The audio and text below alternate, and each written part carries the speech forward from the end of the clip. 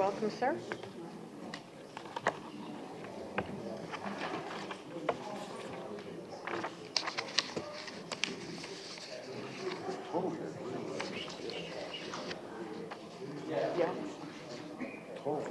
Call to order. Charter Township of Plymouth Board of Trustees regular meeting, Tuesday, February 25, 2025, 6:30. Roll call. Trustee Buckley. Here. Trustee Clinton. Here. Supervisor Kermy. Here. Treasurer Dorshevitz. Here. Trustee Groth. Here.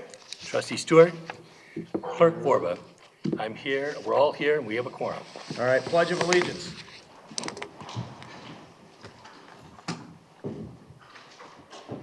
I pledge allegiance to the flag of the United States of America and to the republic for which it stands, one nation, under God, indivisible, with liberty and justice for all.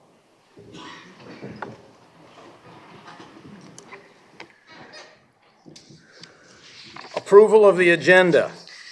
Mr. Supervisor, I move for the approval of the agenda minus F3, which is the consent to Salem Township study feasible alternative routes for construction of a main sewer line in the public right-of-way through Plymouth Township to connect to the treatment plant at Ypsilanti Community Utilities Authority.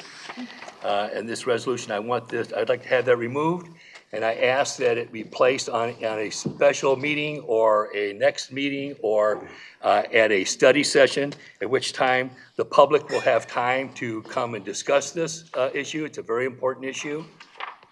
And there's so many things that are at play here. What's at play is they're going to be attempting to build a city on the west side of our communities, probably larger than the city and more dense than the city of Plymouth. It's going to have impact of traffic and other issues. Not only that, I believe once this sewer line is put in, the dump is going to attach to it, and they're going to increase the size of the dump. You think that you have a lot of dump trucks coming through your community now. It's going to be something else. Also, we had this letter today that you've distributed today at 1:30 via email, and the copy is right here also. I was called this morning at 10:13, I have it on my phone as the time, by the clerk of Canton Township, Michael Segrist. He wanted to talk about this and other issues.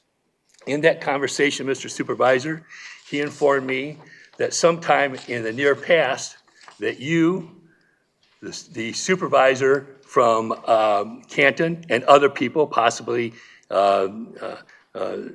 Salem Township, maybe it's Eagle, maybe other people, maybe Shostak, were at a meeting where this was discussed, and that the information that's in this letter that was dated today was discussed. And he was concerned about that, and they're going to have the same thing on their agenda today. The very same item is going to be on their agenda today.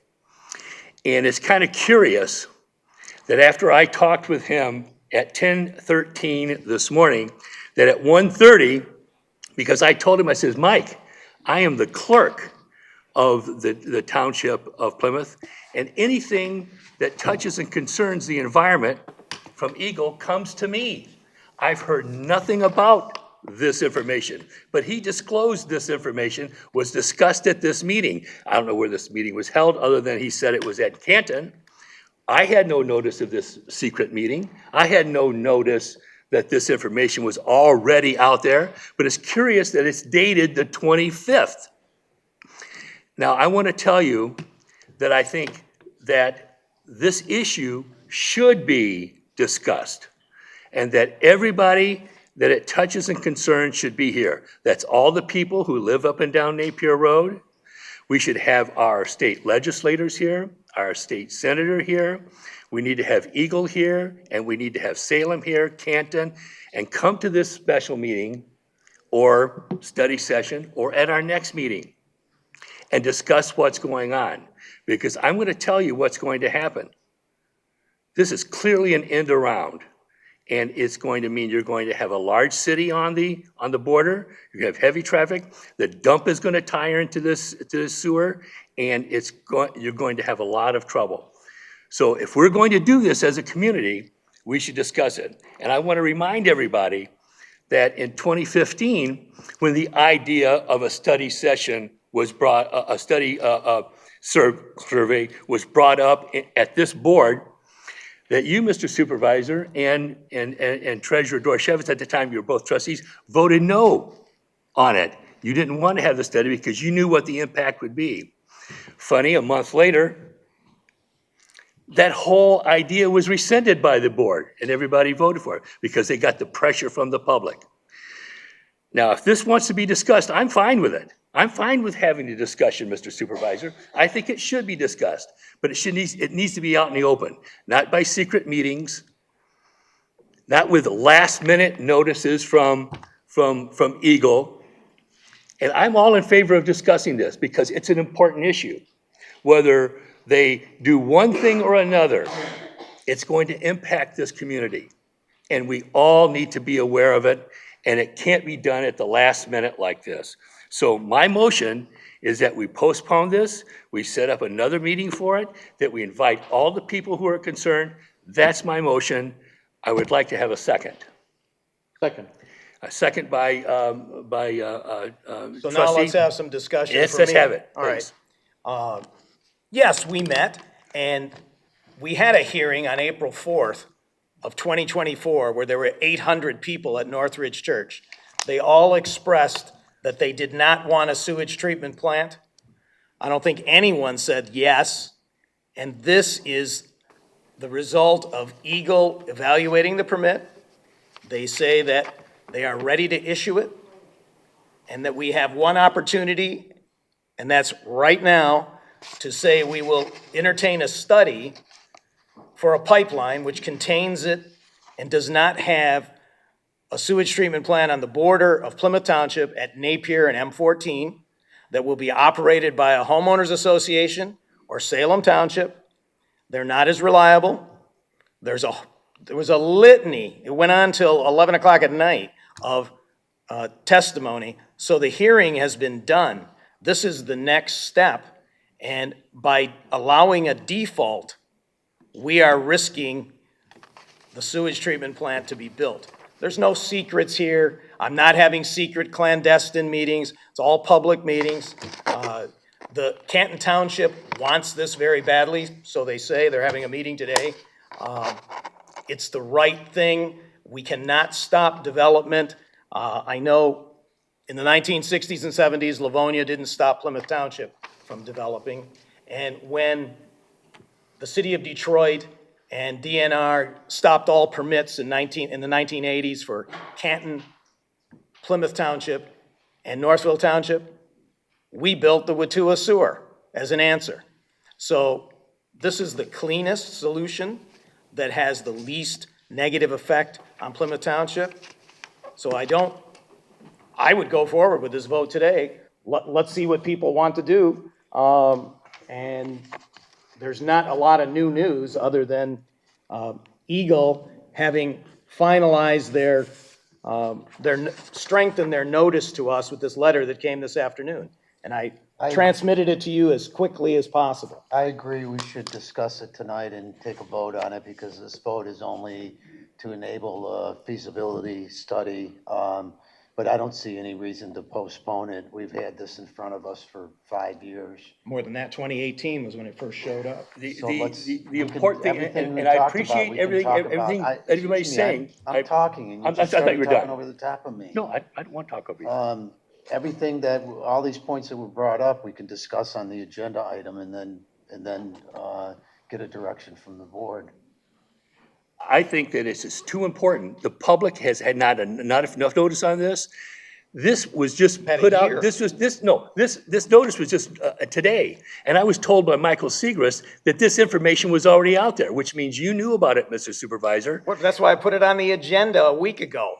You didn't tell us about your meeting in Canton and who was at the meeting, Mr. Supervisor? Stantec, Canton Township, Salem Township, Eagle. It was a public meeting. It wasn't noticed. I'm sorry, Mr. Supervisor. That was not a noticed meeting. It violates Open Meetings Act. I didn't call the meeting. I'm sorry, it violates Open You're- Meetings you're- Act. You're lawfaring everything. Let's get to No. a decision. Anyway, I recommend we keep it on the agenda, and I urge you to vote no to deleting the item from the agenda. So everyone's clear, yes means we take it off the agenda and put it at a time when people have notice, realizing there was no public notice for the meeting that he had, which is in violation of the Opens Meetings Act. No, So no. I'll call the There was roll. no, I'll call the roll. Take it off the agenda, they're gonna put a wastewater plant. No, they won't. They haven't done it yet. That's a threat, that is not a reality. And you can make a decision otherwise. Clerk Vorba, yes. Trustee Buckley, okay, you can talk later. Trustee Buckley, Yes. Trustee Clinton. I'm sorry, what's the vote again? The vote is This is- yes to take it off, no to not take it off the Okay. agenda. Yes. Treasurer Dorchevitz, No. Trustee Groth, No. Trustee Stewart, Bob, wait a minute. Are you going to vote? John, John Stewart? you need a vote.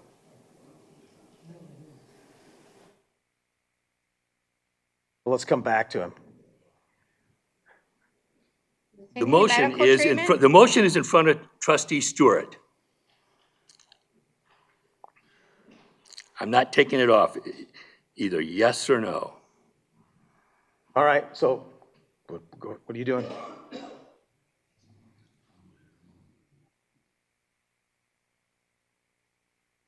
Now I know why the cops were called. That you called him? No, I mean, we had interviews with police officers. So is that considered an abstention? What,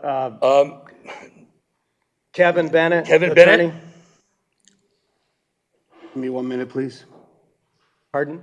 He asked for 1 minute, please. Oh, okay. Oh, they just changed that. Interesting. Just changed. I'm looking at Section 7 of the Charter Township Act, subsection 6. Says, except as otherwise provided in this subsection, a member of the Township Board who is recorded as present shall vote on all questions decided by the board unless excused by the unanimous consent of the other members present. If at any meeting of the Township Board, a member of the Township Board states that he or she desires to be appointed by the Township Board to fill a vacancy in Township office, that member may abstain from voting on the appointment to fill the vacancy.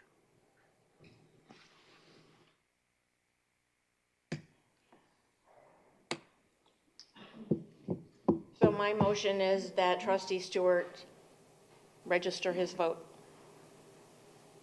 Second. All in favor? Aye. Aye. We just took a motion within a motion? Yes, The motion, I guess, was to determine Compel them whether or to not vote. Names here. the Township Board would unanimously consent a board member not to vote. And my understanding of the vote, correct me if I'm wrong, was that the board voted that trustee Stewart must vote. Yes. that is correct.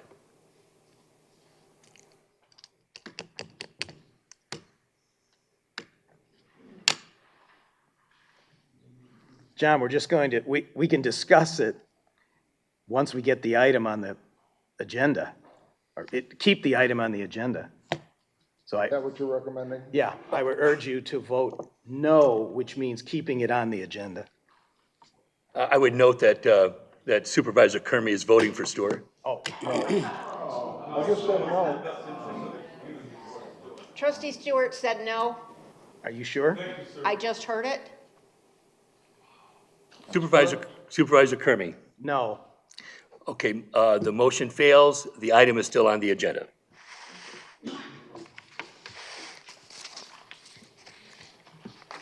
By the way, the letter that came today is in the back. There's a copy for anyone who wants to read it. So that way you can be prepared if you want to speak when we talk. It's a letter from Eagle. Now we, Okay. now we need an approval of the agenda, of the consent agenda. I would like to ask that we remove the proposed minutes from the consent agenda for discussion. Okay. Do you have to move to that, or you just do it? No, just ask. You just ask. You Yeah. just do I it. asked. Yeah. Okay, yeah, we'll take them off. Yes. Okay, And do you want to talk about it? Yes, I What your do. reasoning? yes, All I right. do. First, I want to point out that what I am about to say is not in any way meant to be a criticism of our recording secretary, Laura Simpson, who does a fine job as recording secretary. This is a board policy issue.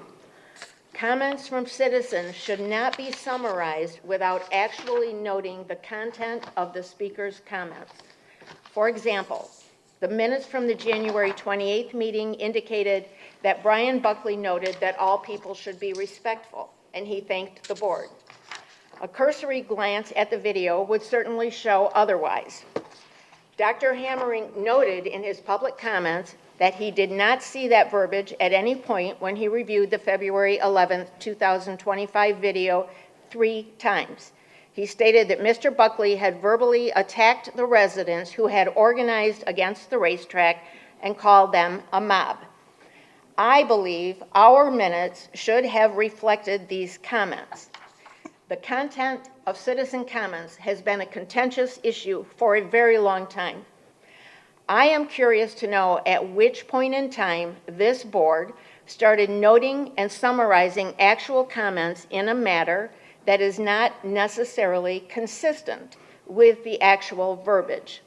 For instance, the minutes of February 11th, 2025 should show Dr. Howard Hammering specifically expressed concern over the $22,000 donation from Grassroots Midwest to the Progress Plymouth PAC, the subsequent $18,000 donation to Kurt Heisey for supervisor, and $3,000 to elect trustee Jennifer Buckley. He noted the 4 existing board members who contributed to and received campaign donations from it, and noted that only Supervisor Kermey, Trustee Stewart, and Trustee Groth were not a part of this PAC or any of the money that was received or dispersed. Dr. Hammering also expressed concerns over the additional $20,000 in contributions from other individuals and companies, some of whom had resolutions before this board. He expressed concerns over what he perceived to be a political hatchet job on the part of those involved in the Sprayscape controversy, to include comments posted on social media, and he said the board should focus on citizen concerns, the cost of the Northville Downs racetrack lawsuit, police and fire department public safety services, efficient EMS services, and controlled development consistent with the master plan. Mrs. Mary Pine called for an end to the drama and immature games at the board meetings from Clerk Borba and Trustee Buckley concerning the Sprayscape and the distorted social media postings. She thanked Supervisor Kermey for being prudent with tax dollars and looking for a sensible solution. She noted that other residents have thanked residents against the racetrack. She also expressed concerns about the lack of transparency, accountability, and emphasis on employees' constitutional rights versus their responsibilities within the clerk's office, about the denial of improper handling of their rear-ending accident by the current fire chief, about no response from the previous fire chief concerning the care at that accident, and about the lack of response to daytime knocking at the fire station by a resident having a heart attack. She thanked those in the township who are sincerely doing their jobs. Mr. David Mashney reminded us that this is America, and he has been in this country for 63 years. He has traveled all over the world and stated the United States is the best country in the world. He also stated that we live in one of the best cities in the world, and he shamed members of the board who attack citizens and act like kids when they don't like what citizens say. I would like to ask that the discussion of public comments and subsequent minutes be added to the agenda for the next board meeting on March 11th, 2025, so the board has an opportunity to consider this matter and come prepared to speak at that time so that we can establish a policy. I would also like for my objections to the minutes to become a part of the written record of this meeting. So noted, your objections will be noted. Thank you. And historically, we don't do a verbatim, Not a transcript. pardon? It's not a transcript. It's not a transcript, it's not verbatim. We have historically done summaries. For us to write down every single word will cost the township a lot of money when already it's on videotape. Not People- everyone sees videotapes, excuse me. I'm just saying that there is a record for people to see the verbatim discussions that are held in this board.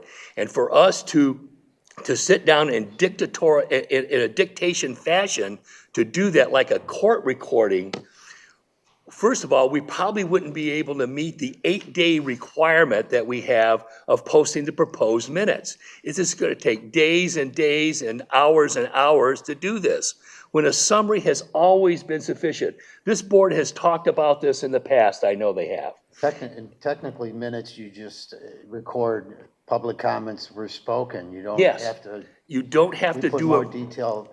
I It is a agree, board policy decision. I agree that if there's an inaccuracy, it should be corrected, but we can't have it. It's not a transcription.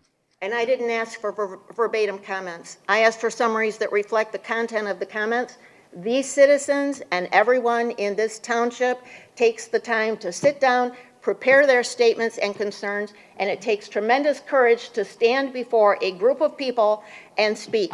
And if someone can speak, their comments need to be noted. I'm not talking about attacks. I'm not talking about denigrations. I'm talking about 5 years from now, someone may look at the minutes and say, wow, 5 years ago, citizens were concerned about these particular issues. That might compel them to come to the clerk's office and see the minutes.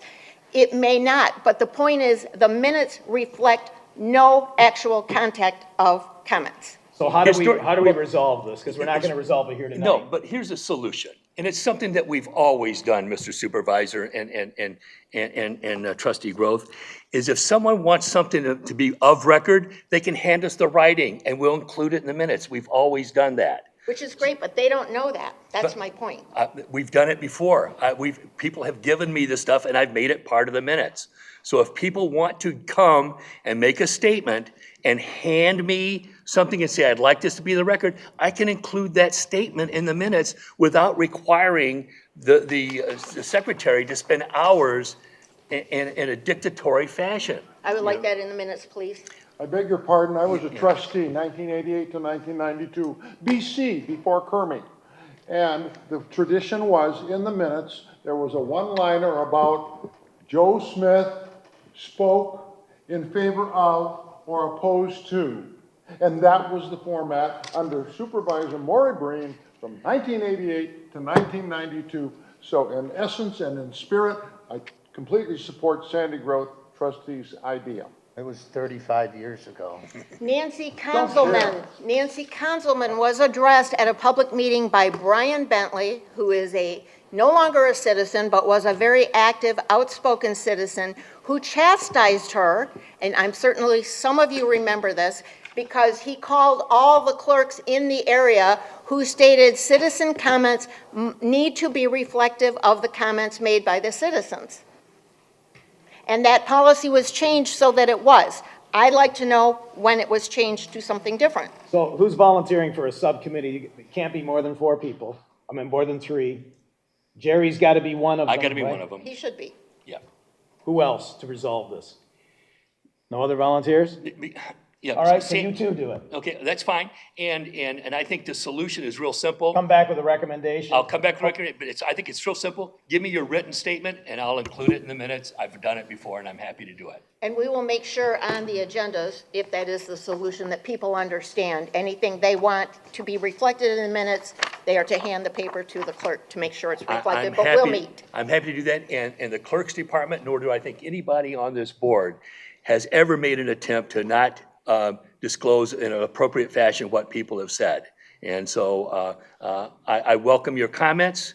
I think we will find a resolution to this, and I'm happy to be a part of it. So if Laura's willing to volunteer, she could be part of it Absolutely, also. yes. Thank you, Laura. for volunteering. She hasn't told us yet. You and she will.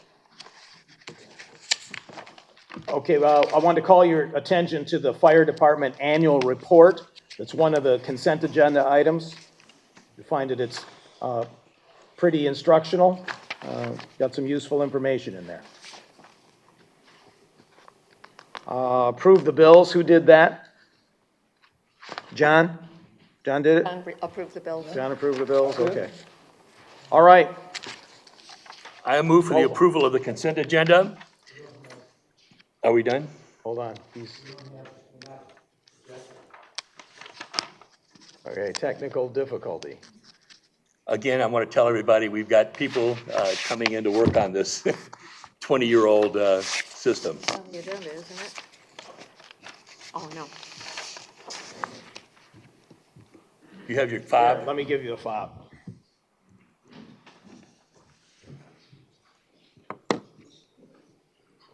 The projector's there.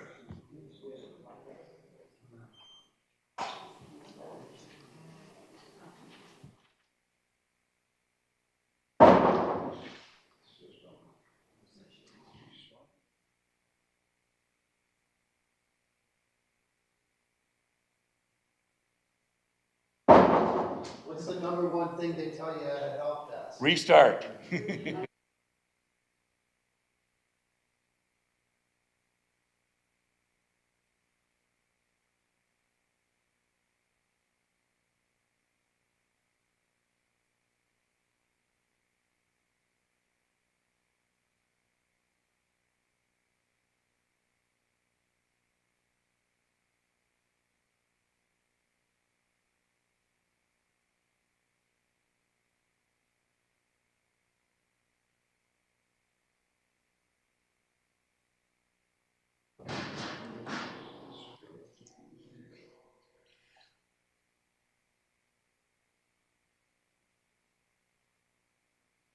The Historical Commission, you have a jump drive or you have a laptop? Historical Commission. All right. Can we link it to the camera? That's what's in the board packet. He's got it up. All right, good, we're there. All right, Okay, we need approval of the consent agenda? I make a motion to approve the consent agenda. Second? And there's nothing, are there any resolutions in it? No? No. So just all in favor? Aye. Opposed? Motion carries. Now we can go to comments. all right, so public comments. 3 minutes, let's hold it to that tonight. Looks like we may have a lot of people to say things about. And you can talk in the beginning and the end on non-agenda items. When we talk about the item, you'll be able to speak when we have that item up for discussion on the table. So you can talk now for anything you want to speak about other than agenda items for 3 minutes. And at the end, you have another 3 minutes where you can talk about anything you want. Anybody? Nope. Said that too fast.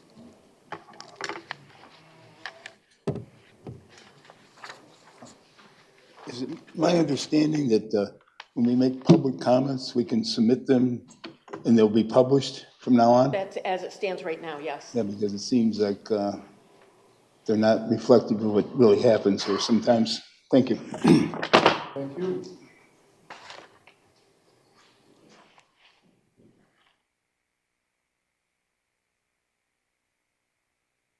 Right. And there's only 3 agenda items.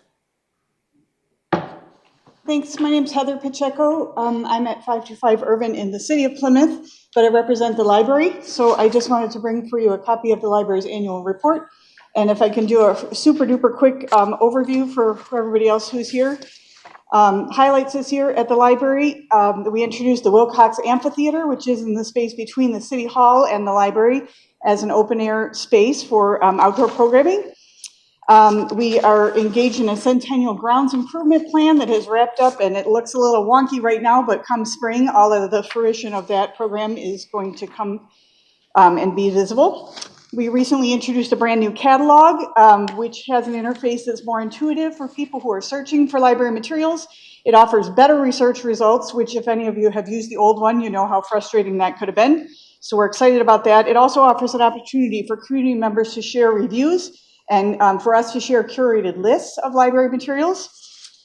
This summer, we hosted, again, a core of teen STEM students working in our lab who are working with helping people learn to use the lab equipment and also helping with programming. So we're happy to have that opportunity to engage students in some hands-on STEM work. We had programs, of course, for all ages, youth and teens and adults throughout the year. STEM programs, story times, book clubs. We've got a whole bunch of community swaps that are going on, including a formal wear sharing one that's coming up new next month and a craft swap coming in the spring. So those are new. Program attendance nearing 17,000 people. Over 4,000 engagements with community members through classroom visits, participation in community events, and provided space for 620 plus meetings by 197 local community groups. Over 565,000 physical checkouts, 150,000 digital checkouts, and almost 74,000 database uses as a library this year. We had a notable increase in the library's investment earnings, significant donations this year from the Wilcox Foundations and from the Friends of Plymouth District Library for those two programs mentioned earlier, the amphitheater and the grounds improvement. We have also improved updates to our financial processes around acquisition. So that's something that's just recently happened, streamlining operations, improving transparency and efficiency. For the future, we just concluded our strategic planning process. Key strategic goals around fostering connections among residents, including intergenerational programming. We have a new Checkout an Expert program that's starting in March, where local folks who consider themselves an expert on different topics are making themselves available, and you can check out time with them. We're hoping to put out a new community-inspired newsletter to help with community communication, and we are undergoing a big renovation this year, long overdue, as Carol will attest to. New carpet, new paint, lots of movement inside the library, so hold on to your hats. It's going to be quite a year, but really good stuff coming. So thanks for a quick 3 minutes. Thank you. If you have any questions, please let us know.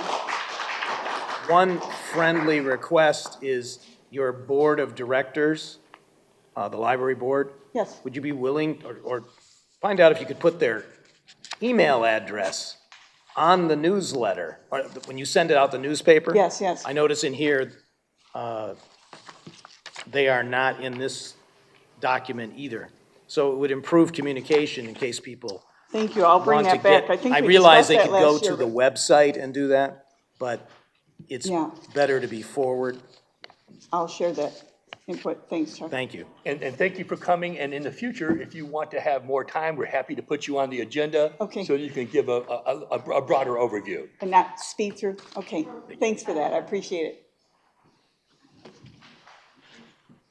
Anyone else want to speak on anything right now that's non-agenda?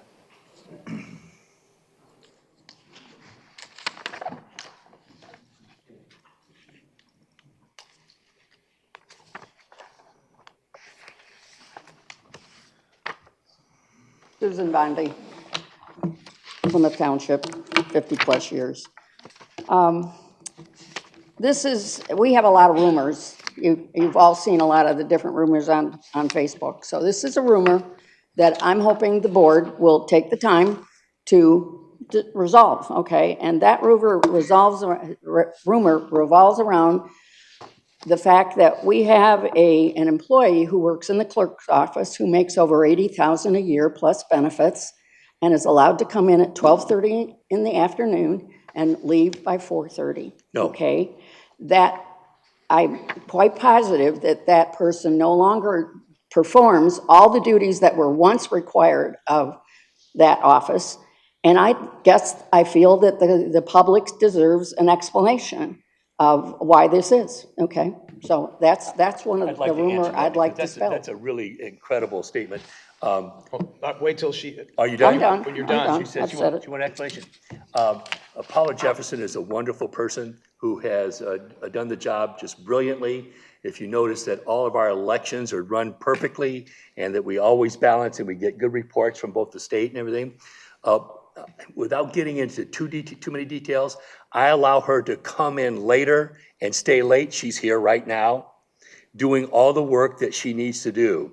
And that's done because of some personal issues she has in her family, that I think it's appropriate for us as employers, that if someone has an issue that they're dealing with a family member, that we allow them that type of thing. I allow another person to come in an hour later and they stay just to 4:30, but they're only clocked in for that time. And again, it's for a personal family issue of taking care of a senior parent. And so the person puts in the full amount of time, does a wonderful job. If someone is giving you that information, I'm sorry that you got that information. Oh, it wasn't one person. Because she, if you go into that room right now, she's there. I have never been in town hall and she's not been here. Yeah. She's always here. So thank you for bringing it up to clear the air. Okay, okay. And may I say, as a trustee, my opinion is that when you make a choice to come here and work for Plymouth Township, you choose to work for the citizens. Township offices are open from 8 a.m. until 4:30 p.m. You are paying the salary. The person belongs here so that when you have questions, you may properly address them. So I disagree, but he is the clerk. He's made that choice. Is it true there are no elections in Plymouth Township in 2025? I don't think so. No known election. No known election, someone could call a special election, so, but right at presently. Are their mics working tonight? Because I'll tell you, it's been very difficult to hear you guys. Is his microphone off? His was off. Okay, well, that explains why you can't hear it. Any more? All right, Susan, you're entitled to 2 more minutes. You were interrupted. No, she wasn't. so let's go to new business, and the first item is upgraded security camera system for the DPW facility, which is on Port Street. The present system has failed and is no longer supported. We're seeking to install a system that can be monitored from the dispatch by the police department, and the expenditure is about $24,000. Patrick Felrath, do you have any comments you want to add to that? Patrick is the DPW director.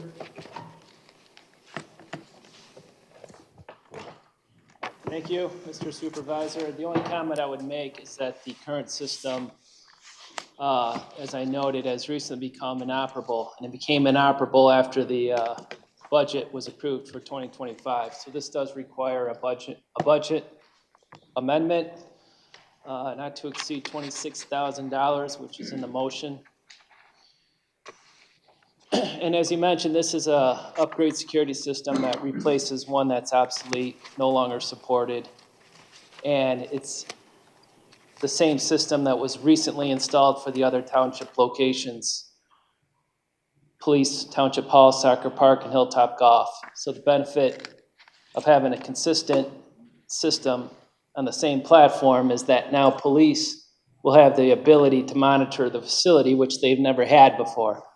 So that's a huge benefit, and that's why it's before you tonight for approval. When do you expect the timing to have it installed? As soon as possible. March would be the target. All right. I'm not aware of any long lead times.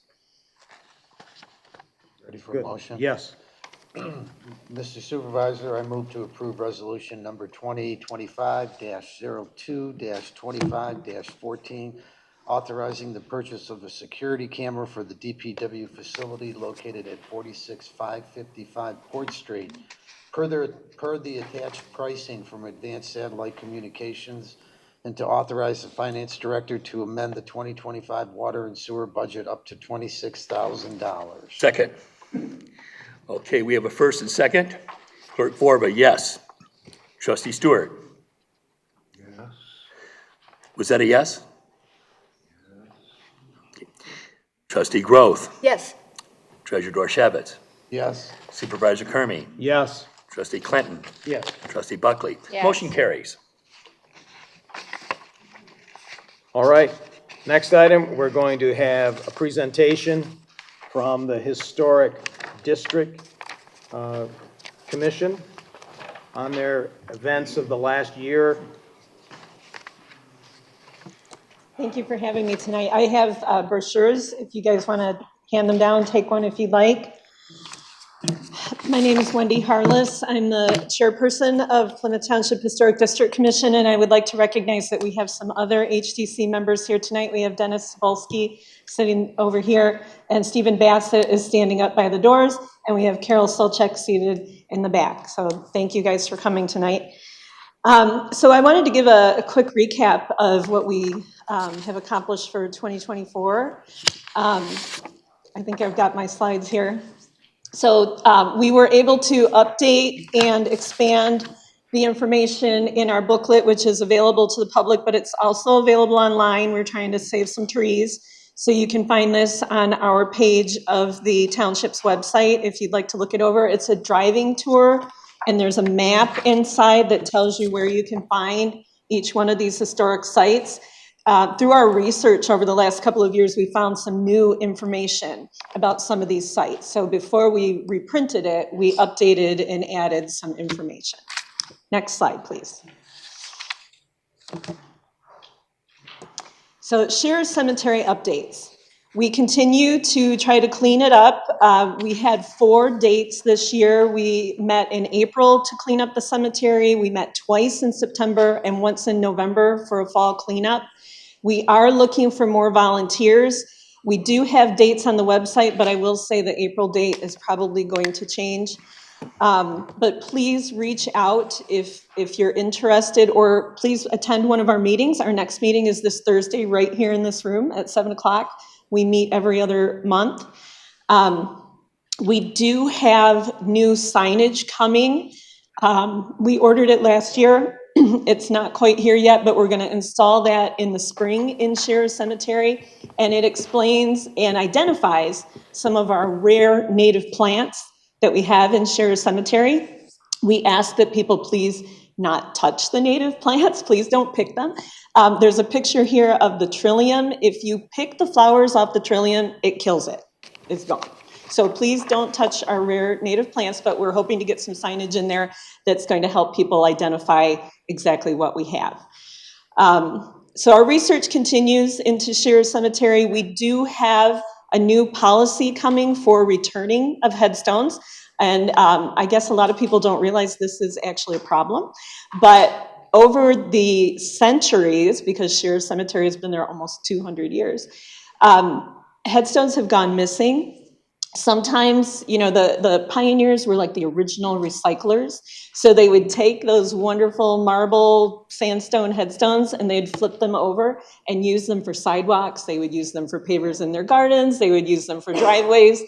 Unfortunately, when people do landscaping, or if a family member dies and they're cleaning out the basement, the garage, they find these headstones.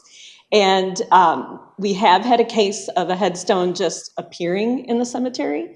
Like, maybe people don't know what to do with it, but we would like them back. We just need to research it and make sure that this person's headstone actually belongs at Shearer, because we do have many different historic cemeteries within the city as well as the township. But I want to call to your attention this one down here in the corner. This was uncovered in Lake Point Township. Somebody was installing some new shrubbery. They had a landscaper and uncovered this headstone. So thankfully they contacted us, and then we contacted the state to see what we should do. They actually asked us to notify our township police department, which we did. We did some quick research. The imagery at the top is Catholic, and we actually do not have any Catholic cemeteries in Plymouth Township or the city. So that quickly spread out of where did this headstone come from, with some great detective work from our police department. It is actually from St. Patrick's Cemetery in Northfield Township, which is north of Ann Arbor, so it doesn't even belong in Plymouth. But we're hoping that people, if you find something like this, we do want it back. It will become the property of Plymouth Township, but we need to research it and figure out where it goes, because it may not even belong in our community. But that policy should be finalized shortly, and we'll have it available on the website. Next slide. Oh, just one other quick thing. The top picture, even though we have it posted that you should not dump your trash in the cemetery, it still happens. You can see this picture was taken in the fall. People put their old jack-o'-lanterns out, and there was some plastic bags. Please, I think people are trying to help the creatures, but when you put that sort of thing out, it just attracts rodents. So please don't leave your pumpkins out. Okay, next slide. Thank you. This was our historic marker for Gulfview Park. The HDC really researched this well. It took us a couple of years to verify facts, to gather photos, and everything came together last year, and we had it installed out at the new Gulfview Park. We had a dedication ceremony in August. It was very well attended, which was great. We had a nice crowd there. You can see the picture at the bottom. The picture on the left is Richard Charland and his family. Richard, his family has been in Plymouth Township for over 100 years. The new barn is from like 1919. That's the new barn. So he provided a lot of the photos on here, and photos that we didn't use, we scanned in. We've retained them for our records. We do have a bit of server space with the township, so everything's digitized and kept on file in good order. So we wanted to thank Richard for helping us out with and directing us in the right direction to verify some facts. But that's our beautiful new marker. It's two-sided. If you're out there walking around at the park, please stop and take a look and learn a little bit of our local history. Next slide, please.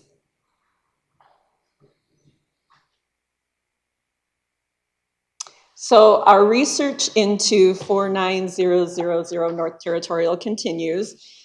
This is a house that was built according to township records, 1833. So it's one of our older, still existing homes.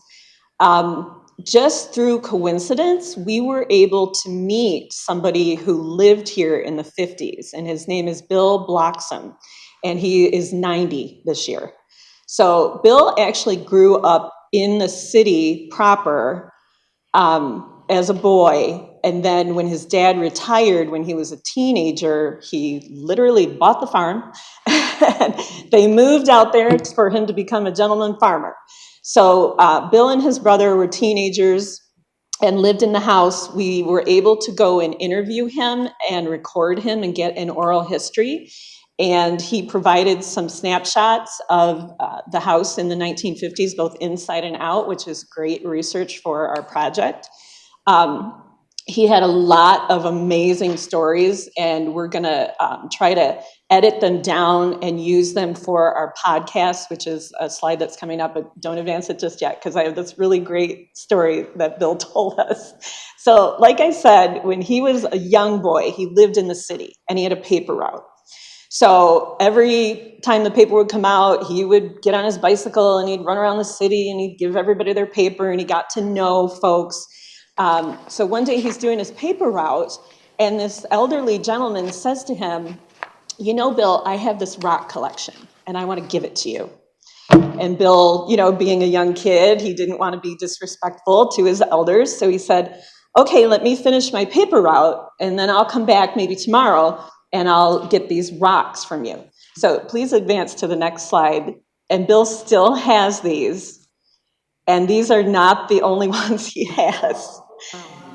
He has an excellent collection of Native American arrowheads that this elderly gentleman, and I wish he remembered the man's name, but he said that this was like sometime in the 1940s, and this man had lived in Plymouth for many decades, but he told Bill that he collected these all along the Rouge tributary that goes through Hines Drive.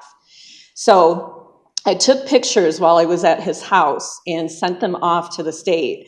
And they are very interested to come and get a firsthand look at these, because the state archaeologist has long believed that there must have been Native American settlements along there, because we know that Native American activity did occur here, that they were migratory people, but we know that they did inter their dead here. Many Native American remains have been found in both the city and the township. So this confirms for the state that there was activity. I wish that Bill knew exactly where along the water that this man had found these, but it's a fantastic collection and a wonderful surprise. Bill also has a fantastic collection of Daisy BB guns and memorabilia. He's a huge Daisy fan. So go ahead and advance to the next slide. So I mentioned our podcast. So Ben Ike is the member of the HDC who does our podcast, and we have some other members on the HDC that help him out with that. But we did produce 3 of our podcasts last year. You can find them right on the homepage for the township. You just have to scroll down. It's down at the bottom on the right-hand side, and you can listen to them for free. There's great information in there.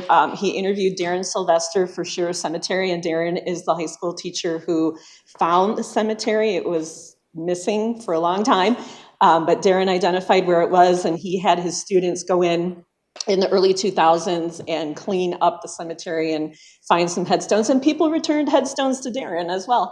Our other podcast is about the history of St. John's, which, if you have not been out there, they have fantastic sculptures by Corrado Parducci, and he was a sculptor who actually worked on a lot of the buildings in downtown Detroit. He did the sculptures on the Guardian building. He did the fountain at the Detroit Zoo, the ones with the bears, that's right in the middle of the fountain. So there's beautiful stained glass work out there at St. John's, and these wonderful sculptures. And we hope it gives a little bit of exposure to our local businesses, which we do in this as well. We're trying to help out, promote our local businesses. And then the other one we did was just a quick interview with Jack Dempsey, who's a local historian. He's an author. He had a new book come out last year, I believe it was, and we met actually right in this room, and he gave a quick talk about his book, but that's another one of our podcasts. So we've got some other podcasts in the pipeline. We'd like to do one about the Salem train wreck for sure. That was a very important historical event that happened actually not in Plymouth Township. It actually happened within the boundaries of Northville, but a lot of people from Plymouth responded to the crash and tried to help survivors. It was a very important event within our history. And so we're working with the people of Northville, we're working with the people of Salem Township, we're working with the people of Ionia, because a lot of the victims were from Ionia. They were on a day trip from Ionia out to Belle Isle when 2 trains collided. And back then, the cars were made of wood, and it was a gruesome scene. But we invite you to check out our podcast and learn a little bit about history. It's called There Is History in Plymouth Township, because when we started, everybody would say to us, there's nothing historical in the township. And we do have a lot of history. Go ahead and advance the slide. So last year, we nominated Plymouth Township to be an American World War II Heritage City. And our nomination was accepted by the National Park Service. And so what does this mean? So there can only be one community from each state within the continental United States, but also within our territories, US territories, that can be an American World War II Heritage City, and we are it. So what that means is we are recognized on a national level for our contribution on the home front to win World War II. And we qualify for this designation because of Phoenix Mill. So Phoenix Mill is right down there on the bottom left-hand side. That's as the factory looks today. It has been completely restored by Critical Mass, and they are a local small company, and they purchased the mill from Wayne County. I think it was right around 2019, and then the pandemic hit, And they, instead of stopping work, Greg D'Onofrio, who is one of the principal players in critical mass, was there every day by himself, working away at restoring this factory, and he did a phenomenal job. He followed the Secretary of the Interior's standards for historic preservation. And I don't know how many people remember what this mill looked like on Northville Road back in the day, but a lot of people thought it was an eyesore and should be demolished. But luckily that did not happen, because what occurred here, it was a mill since about the 1840s, but Henry Ford bought the property in the early 1920s and demolished the old mill, built this new factory, which was hydro-powered, and very uniquely only employed local women in this factory. He believed that women were better detail-oriented and had better dexterity for small, detailed electrical work. And so the women here originally in around 1922 started building parts for the Model T, different parts for his cars. But when we got pulled into World War II by the attack on Pearl Harbor by Japan, and they got that contract to build airplanes out in Ypsilanti, he started retooling all of his little village industry factories. The ladies here at Phoenix Mill built the electrical harnesses for the B-24 Liberator. So when they would build those electrical harnesses, they get shipped out to Willow Run, where they were installed in the B-24 Liberator. So it's a little unique. We've got a picture down here of the ladies in World War II working there in the mill. So we're thankful for their contribution, and we all get to enjoy that rich history, which is fantastic. You know, I always say, I don't care if you've lived here 2 days or if you've lived here 80 years. The one thing that brings us together as a community is our shared history. We all have that in common, and we can all enjoy it and celebrate it. So moving forward, what this means is we qualify for certain grants at the national level that only American World War II heritage cities can apply for. And we are currently putting together a grant that is due Monday. And what we're asking for are the funds to do a state historic marker at Phoenix Mill. We have spoken with the state, we've spoken with the Michigan Historical Commission, which works with the state. They are excited about this project. You know, they're looking for just this type of facility that has been restored, that is really open to the public, where they can install a historic marker. So just one other quick thing about this. When it was owned by Wayne County, it was used as a sign shop and storage. And they had an outdoor building they had built that contained the salt, and they kept trucks there and things. So it was all fenced off, even though it was in our park, and it was Wayne County land that you and I all pay tax dollars for. We could not go there and enjoy it. But now that it's in private hands, that fence has been taken down, and they're working to restore that. It almost makes a triangle between like M14, Northville Road, Hines Drive. They're working to restore the landscaping, and we can all, you know, stop there when we're having our bike ride through Hines Drive and enjoy a nice place to sit. And it's actually, the upstairs now is a landscape architect firm. So the upstairs is rented out. The downstairs is an event space that they're doing really well, is what Greg tells me. They're pretty booked up, which is fantastic. We like to see our historic buildings doing well. But that's pretty much what we've got in store. Like I said, I welcome everybody to attend our meetings. Our meetings are posted on the township's website. And just final quote, you can't really know where you're going until you know where you've been, right? So, thank you. I don't know if there's... Thank you very much. I would just like to ask you, first off, I want to say that your love of history is infectious. Oh, thank you. I've never really been, you know, big on history, but every time I'm around you and you speak, I find it very exciting, because there's so much that we don't know, that we should know. And I appreciate you and every member of the commission for doing the work that you do to give us that significance.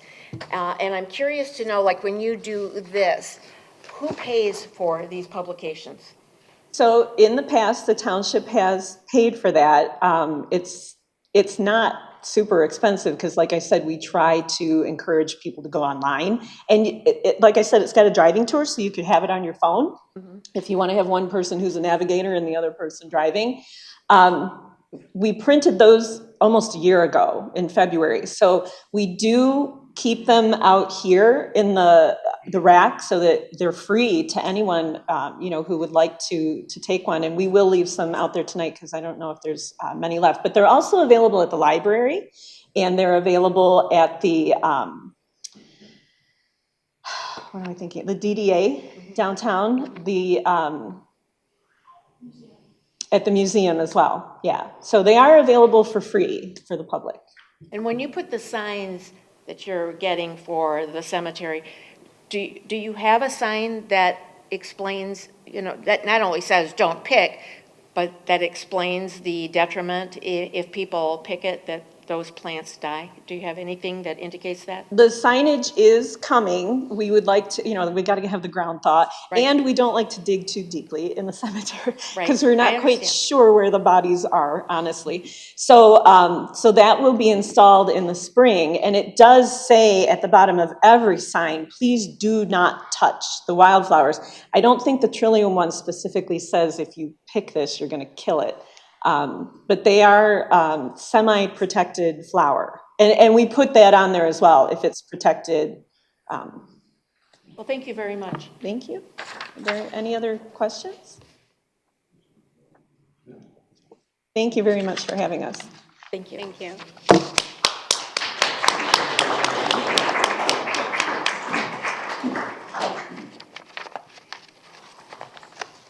All right. The next item is the Salem Springs Sewer Feasibility Study Authorization by Plymouth Township. To give you a little background, Bob, can you put up the drawing of the proposed, where the proposed plant would be in Salem Township at Napier and M14. Let's see. Now, that's the map. I think it was the first one. And I have proposed, it's titled Proposed Sewer You could- Line. Well, that's a sewer line, but there's the other one that has M14 on it. I hope we got it. No, there's only these two. It's only those two. All right, well, the location of the proposed sewage treatment plant is at M14 and Napier. To give you a little background history, the Urban Services District was initially conceived in Salem Township in the 80s and then was fleshed out in the 90s, had some lawsuits. It's the area also, it ends on the west, nominally at Carl's Cabin on Godfredson Road. There was a hearing on April 4th of 2024, which had about 800 people at Northridge Church, and they all indicated that this hearing was required by EGLE, which is a unit of the state government, environmental, Great Lakes and energy. Thank you. And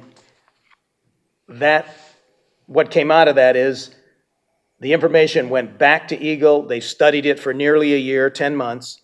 They are ready to issue their permit or their decision, and they have signaled that it will be authorizing the building of the plant which borders Plymouth Township directly at M14 and Napier Road. They have indicated that they've always supported a sewer line instead of a standalone regional or local sewer system, sewage treatment plant. And they've expressed that they prefer a regional system, which is what YCUA is in Ypsilanti, where you have better control. the sewage treatment plant in Salem Township would probably be run by a homeowners association or the township. They probably have a contract with an operating company that would do some of the day-to-day operations. But there tends to be less control, and the water tends to be less clean than what would come out of YCUA, although it does meet the minimum standards required. So we are given an opportunity here to move towards a better solution which will not create the disruption in Plymouth Township with odor predominantly, and also the Canton Township is plagued potentially with flooding in Fellows Creek. We can talk for a long time. It's been talked about. We have had a big hearing in April. We know the alternatives. It's down to these two. Like I said before, it's almost impossible to stop development in neighboring communities. It's been going on in Southeast Michigan since World War II. Growth, everybody's talking about housing shortages. So the number of houses that will be built here could be in the hundreds. Jerry says thousands. I don't think that'll be that many. Said 555. Yeah, that's not thousands. So, there's about, I think, 800 to 1,000 acres there. Okay. So I'm urging you to vote yes to allow this study. It will give the optimum solution for the region, for the community, our neighbors. It is the right thing to do. I don't want to, well, hold on, wait a minute, pardon? I was just curious, how do you define study in this They're scenario? going to be making, we have Stantec here. The study means they'll find the best route. One of the proposed routes today is a short distance on Ann Arbor Road to Joy Road and then south to Ridge through Canton Township. Okay, so the study is not if they're going to do it, it's how they're going to do it. Well, it's going to be how they're going to do it, and then we will get another opportunity to see what they have. The other opportunity is Napier Road, which wouldn't touch Plymouth, but a very little bit, Plymouth Township. It's farther west. We know that Superior Township rejected this idea. They don't want any development apparently, or they're fearful of development. So they amazingly were successful in rejecting it. So this is the alternative that will keep Plymouth Township from being another dumping ground, kind of like what Northville Township has with the landfill. And so Salem Township is asking for our approval as a township. Yes, to move because forward. they have to by law. Right, and who takes care of the pipeline? sewer system as it runs through our That township? will be owned by Salem Township. So any repairs, et Yes. cetera, Right, are on them, all the way to Ypsilanti? yes. It'll go through 3 townships: Plymouth, Canton, Van Buren. Canton and Van Buren have a very strong interest in this pipeline and are supporting it, as far as I could tell, although this was a new surprise I heard from Jerry, that the clerk in Canton Township is alleging that this is not a good idea, there was an illegal meeting. That's not the case.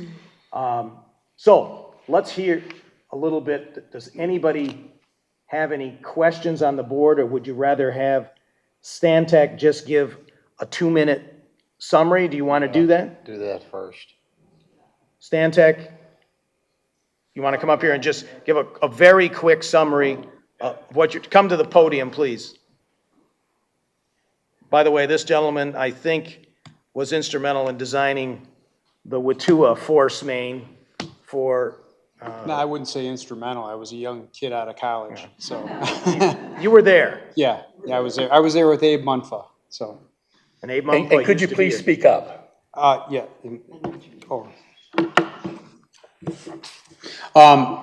So Salem Township had, as you said, designated this area. It's about 1,300 acres as a urban services district. It's in the southeast quadrant of the township. And based on that, they've got a, I think they have a development agreement, right, Ed? With that area to service it with sewer and water. The internal workings of that 1,300 acres, the sewer and water is in. Now we've got to get it to either a regional treatment plant, which is considered to be the gold standard by That's YCUA. YCUA, yeah. It's considered to be the gold standard by Eagle, or on-site treatment plant that would discharge to the Fellows Creek, the effluent. The permit that Eagle is talking about issuing, if we don't have a viable option to get to Yucca, is to allow the effluent from the plant. Then we would have to go through the design of the plant and get a Part 41 permit for that. So as far as timing goes, it's about the same to design the plant and get through the whole system as it probably would be for the pipe to get to Yucca. Salem Township currently has a contract with Yucca, has had for some time. They're paying into that. I think it's maybe $70,000 a year to reserve the capacity. It's 1 million gallons a day to go to that plant. So that's why this is here tonight, because Eagle is going to issue this permit to discharge the wastewater treatment plant effluent to that creek if we don't come up with a viable option. So the viable option that we just came up with quickly, we've got to get, I've been talking to Charles LaRock and Canton Township and others. We need to look at the right-of-way widths, existing utilities, but it would be to go, as it's shown there, from a pump station, that lift station, it's shown with that verbiage up there, from there across Joy Road till we get to Ridge Road, and then south down Ridge, which then bends around, turns into Denton Road, cross Michigan Avenue to E-Course, then over to the plant. So it's about 12 and a half miles of sewer. Near Willow Run. Yeah, west of Willow Run. It's about 12 and a half miles of sewer. 12 and a half? And it would be likely most, if not all, a pressurized force main. Nobody else is allowed to tie into it. Eagle would issue the permit purely to Salem Township. Salem's responsible for maintaining the pipeline, operations, repairs, anything like that, so. And what's the order of magnitude cost of that? I don't know. It's in the like Tens of millions. 30 to 50 million. And a plant is not cheap either. That's going to be 30 million or higher.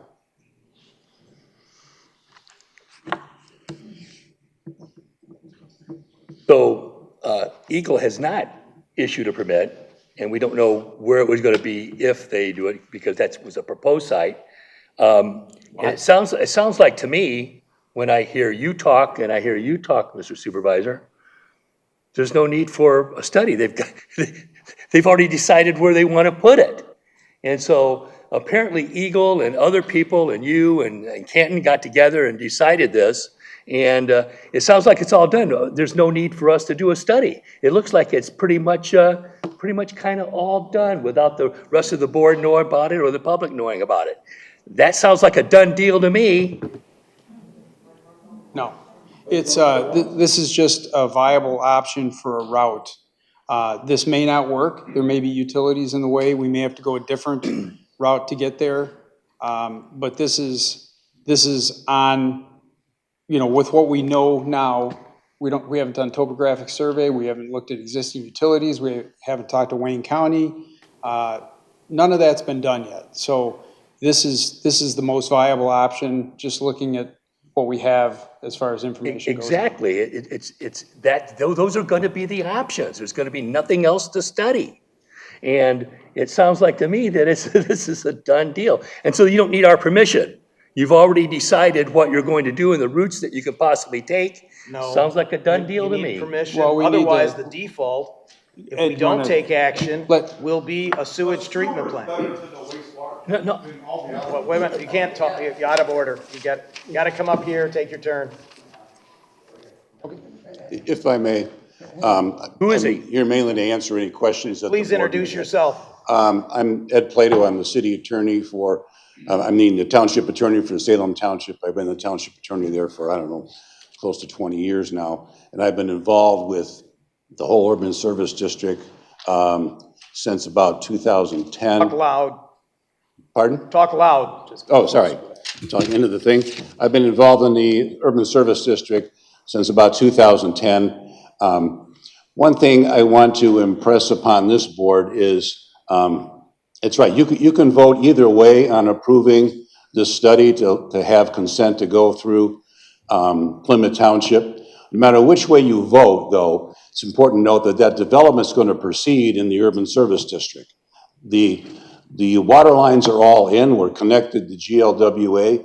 The sewer pipes are in within the urban service district. The only thing we don't know is that sewage from the urban service district, is it going to go to a wastewater treatment plant in Salem Township, or is it going to go through a sewer pipe down to Yucca to be disposed of?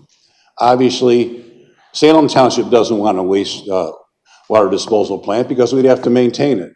And we don't like the sight of it either.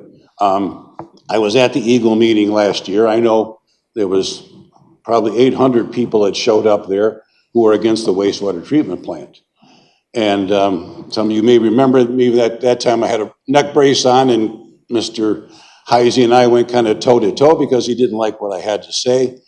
But this is an opportunity for this board to make a decision. Do you want a wastewater treatment plant, or do you want to have an underground pipe that's going to go to Yucca to take care of the waste from Salem Township? That's really the only decision before this board. Why did Superior Township reject all of this? Why did Superior Township reject all this in 2023 and go to court?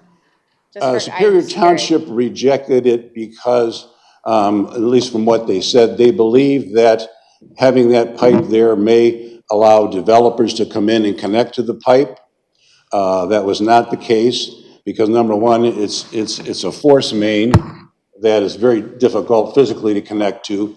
Number two, the pipeline is designed only to carry the capacity, only to carry enough sewage from Salem down to Yucca. It wouldn't be capacity for anybody else to tie in. Thirdly, Eagle, in issuing the permit, has said nobody else can attach to that pipeline. It would be simply Salem Township's urban service district is the only one that can tap into it. And Well, let me clarify one thing. Force main means it's under pressure. So that means you cannot attach your home sewer lead to it very easily because the pressure will push the sewage into your house. That's correct. So, and Superior Township wants to remain rural, and so they have a great fear of development. So they don't want to be sued by a developer in 20 years that would force them to allow a connection or some type of accommodation using this sewer system.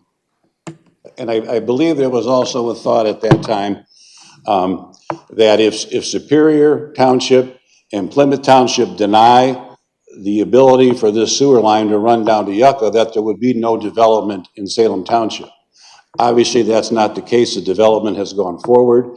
It's ready to go on board, except for knowing where the sewerage from Salem Township is going to go. Is it going to go to a wastewater treatment plant, or is it going to go down to Yucca in Ypsilanti? We obviously would prefer to go to Yucca. This board can make that decision to allow it to go down to Yucca, and nobody will have a wastewater treatment plant. And so why did you intentionally place it right on our border? That was the best location for Salem Township.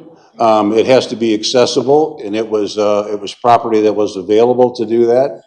Well, there's other property. You said there's hundreds of acres there, and so it could go someplace else. But it's not. It's going to, that's where Eagle has approved it to go. No, they have not approved it. Well, they've approved. They've issued two permits already. As the letter indicates, the permit to allow the wastewater treatment plant to proceed will come if this board denies the ability to go through Plymouth Township. I noticed the permit will come. I noticed indicated it will come. We do, I noticed on the letter The letter from Eagle. It doesn't include our state legislator and our state senators, both of, all three of them. And I know they're against the whole process, so. No, they're not against the process. I mean, they're They're against the they're against the wastewater treatment plant. And so it could be put someplace else. You see, they intentionally put it there to force our hands. It was done to intimidate us. And I just quite frankly don't, Counselor, appreciate that. You can say whatever you want, but. I know I can. The point is, the Eagle has approved the wastewater treatment plant at that location. That's the location that's going to go. They have not approved it. You have the opportunity Well, to they say, indicate in the no, letter. it's not gonna go there. Jerry, they indicated in the letter, they're about to approve it and they're giving time for an alternative. They really don't want a sewage treatment plant in Salem Township. So you knew about this letter, according to Michael Segrist, and I want to make it clear, Michael Segrist was not opposed to this project. He just informed me of what was going on. So if anyone thought that I was saying that Michael called and was against it, he's not. He's all in favor of it. They're voting for it right now in Canton, and I believe it's going to pass unanimously. Okay, so let's back up now. So this was already decided, and you knew about it a week or so ago. And That's never why I informed put the it board. on And never that's why I informed put it board. on the agenda a week ago.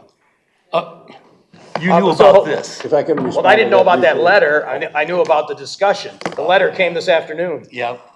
John Stewart has a question. Yes, I'd like to go through the chair, and I hope everyone else would up here. You never talk when a judge tells you to stop talking. Welcome, Counselor Ed. Thank you. Welcome, Civil Engineer Brian. Thank you. Do I have this correct in the next 35 words? A yes vote is for, and I was at the meeting out at the church with your white neck brace, you and I walked in together for 2.5 hours out there, that scene. A yes vote is to connect up, the feasibility of connecting up, which is always Eagle's #1 priority. I've worked with Eagle as a lawyer and a state rep for 6 years. And the civil engineer says, oh, a no vote equals the wastewater treatment plant. Smelly. So a yes vote allows for the feasibility of a connect up. Am I correct? That's correct. A yes vote prevents at this point the wastewater treatment plant from proceeding forward, which Salem Township doesn't want. I assume Plymouth Township doesn't want, Eagle doesn't want. Nobody wants a wastewater treatment plant, but it's the only alternative if this pipeline is not allowed to go down. But a yes vote allows to a connect up study. Correct. Eagle has said to us that, and said at the meeting at Salem Township, that unless there's a viable alternative to a wastewater treatment plant soon, that was the words they used, soon, they are obligated to move forward and issue a permit for the wastewater. So we have our supervisor, we have our civil engineer, and we have our municipal attorney saying, vote yes for a feasibility study for a connect up, avoiding the wastewater treatment plant. Thus, a no vote equals the wastewater treatment plant. Absolutely. Absolutely. Through the supervisor, I think Eagle said it very succinctly in the letter which came out today. They said if this alternative, meaning the sewer line going to Yucca, is not supported by each township, Eagle is prepared to issue the permit for the Salem wastewater treatment plant. Oh, nobody likes to be threatened. We like to be welcomed into a connect up.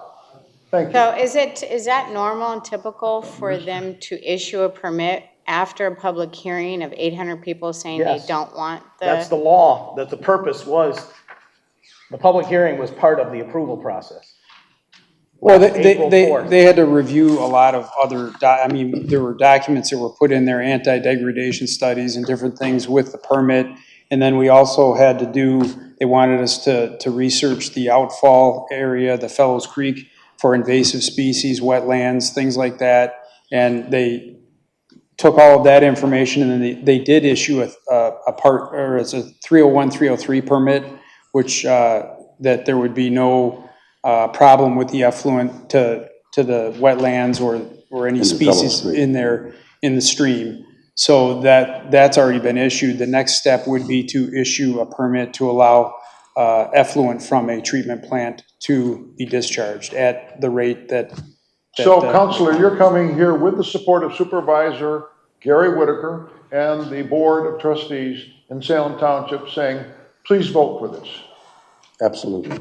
They do not want a wastewater treatment plant. Hold on a second, the audience can go, not yet. Okay. So, any other, we'll get to, the board will be able to ask more questions later, but anybody else on the board Yeah. have a question? I have a couple of questions. I'd like to understand the nature of the operation of a wastewater treatment plant. You'd indicated that that would cost some 30 million or north of that to build. And then there would have to be a substantial cost to operate it on an ongoing basis. Right. What is that annual operating cost? I do not know. And if they built a wastewater, I happen to, of all the members of the board up here, I live closer to this, where this treatment plant is than anybody. And I'm probably less than a mile from it. However, these 400, 500 plus homes, whatever the number it is, would also be less than a mile from it. So I'm having a difficult time believing that they want to they would build a wastewater treatment plant and then try to sell 400 homes within a mile of it. If this thing was going to be such an animal to manage, to operate, to build, operate, and manage, I'm just having a difficult time believing that. So what are you advocating? Build it? No, what I'm advocating is I don't believe that they would go through with a wastewater treatment plant. And if they did, I agree that one community, when a community passes a resolution dictating to another community what they should or should not do, that's not worth the paper that it's written on. However, I agree that we can't stop development as they can't stop development in our community, but I don't think that we should be an active enabler of it. There's a difference between trying to stop it and being an active enabler. And I would believe that if Eagle issues the permit and there are steps taken to move forward with this wastewater treatment plant, that would not foreclose the option of coming back and negotiating a pipeline at a later date. We would not. Bob, how could you afford building two systems? You wouldn't build two systems. You'd build. No. I'm saying we're trying to throw in the towel before the permit has been issued. Yeah. I think that's correct. And listen, I want to be perfectly clear. For 33 years of my life, I was a realtor. I'm not licensed now, but for 33 years I did. I made millions of bucks selling real estate. I'm not opposed to development. You've seen me approve development here. I don't care that there's development other places. You know, when I retire, I'm going to reactivate my license and go over and sell some property. What I'm concerned about is what Bob is talking about. And what I've said earlier, I'm concerned about the process here. This is being dumped on us. What I would like for us to do is to have another meeting where the majority of the people who live along that area can come and have input. We can have our state legislators here. We can have people from Salem Township come, from Canton Township come, Northwood, and so we can have it be very transparent about what's going on. Jerry, that was done on April 4th, 2024. Not now. They were all there. It sounds like it was not effective if they're going to still issue their permit despite 800 residents saying they don't want it. They have to follow the law. It's a cookbook of the law. So they had the hearing. You could get 80,000 people and they still have to follow the law. Yeah, and Bob is correct. I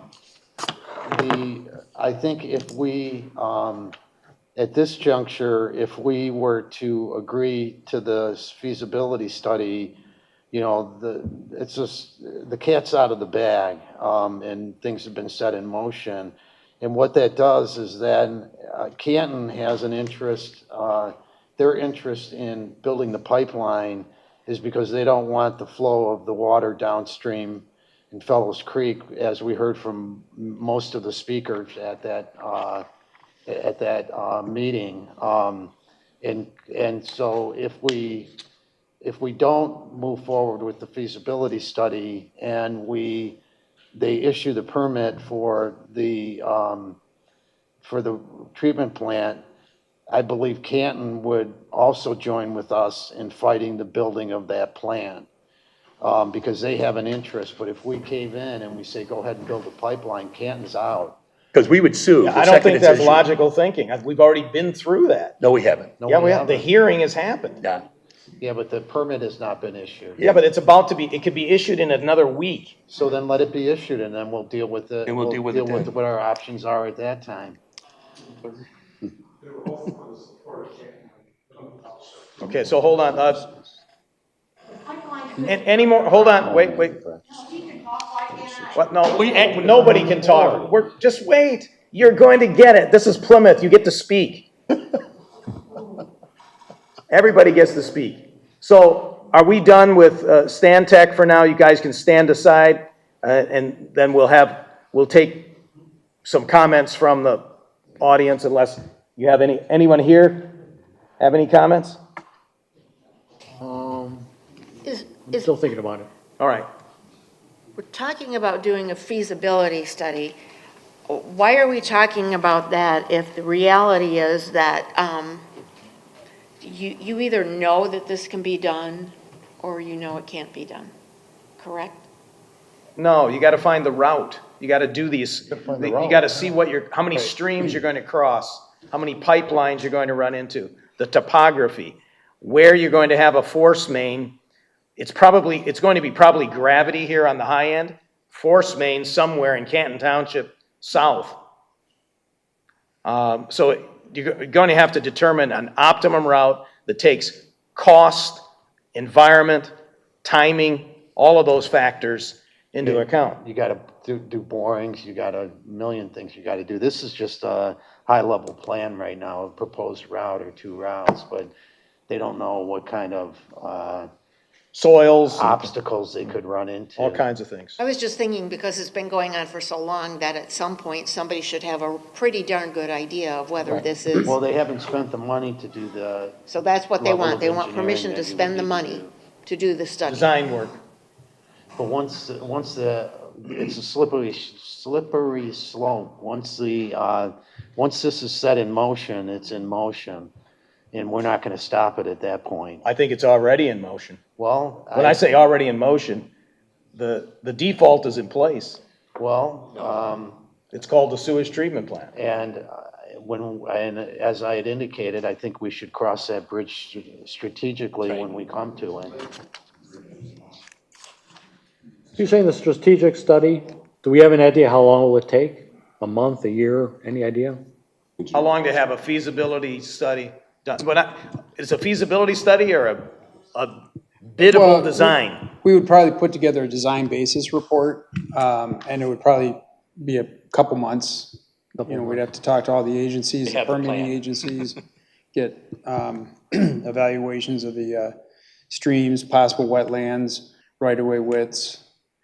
I mean, just to understand this, the upper part of this wasn't designed with nothing done below that. The superior route was fully designed and pretty much ready to bid. So there was a plan in place to get it to Yucca, and it got turned back by the courts. So Kevin, right now it's only a study, right? Correct. I mean, that's the So way I the mean, like after resolution- like 2 months, we could still say no. According to the Even though the study is resolution, the done. way it is worded right now, I would ask that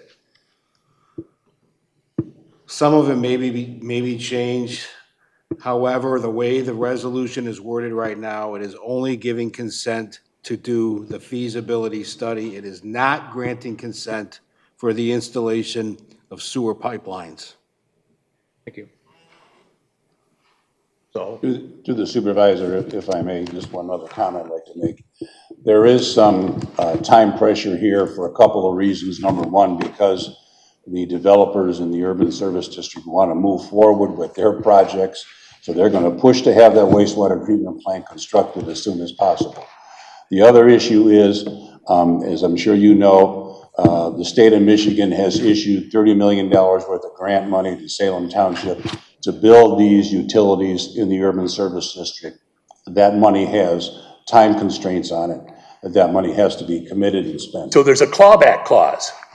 There's no, actually, absolutely not. There's no clawback clause, but it has to be used by a certain date unless we get that date. Unless you get an extension. What date? I believe it's September 31st of 2026. Oh, so September only has 30 days. All right, well, say September September? 30th then. The end of September 2026. End of September. Ah, you tricked us. I'm kidding, I'm joking. In keeping with our respect for professionals, I do want to acknowledge that the Township Attorney for Salem has practiced law 47 years with a P number of 29141, and I have to confess I have one lower than that. So God bless those lawyers who started practicing in the mid-1970s. So, all right, No, but let's, that goes to your credibility, though.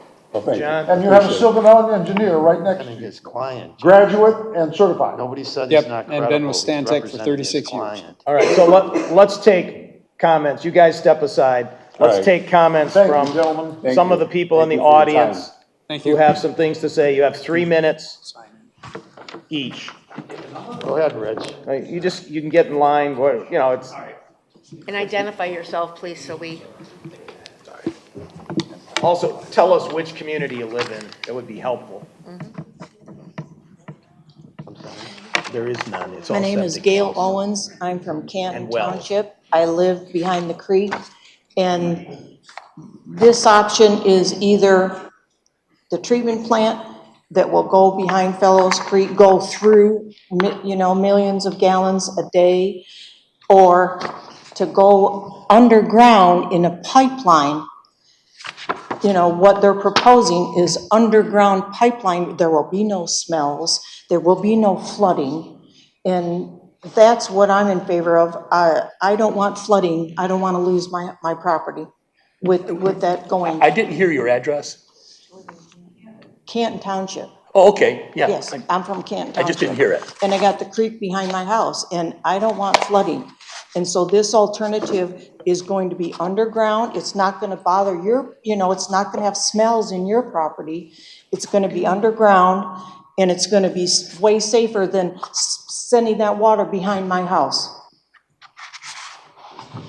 Mr. Supervisor, would you tell us, has Canton Township and Salem Township Board of Trustees approved this?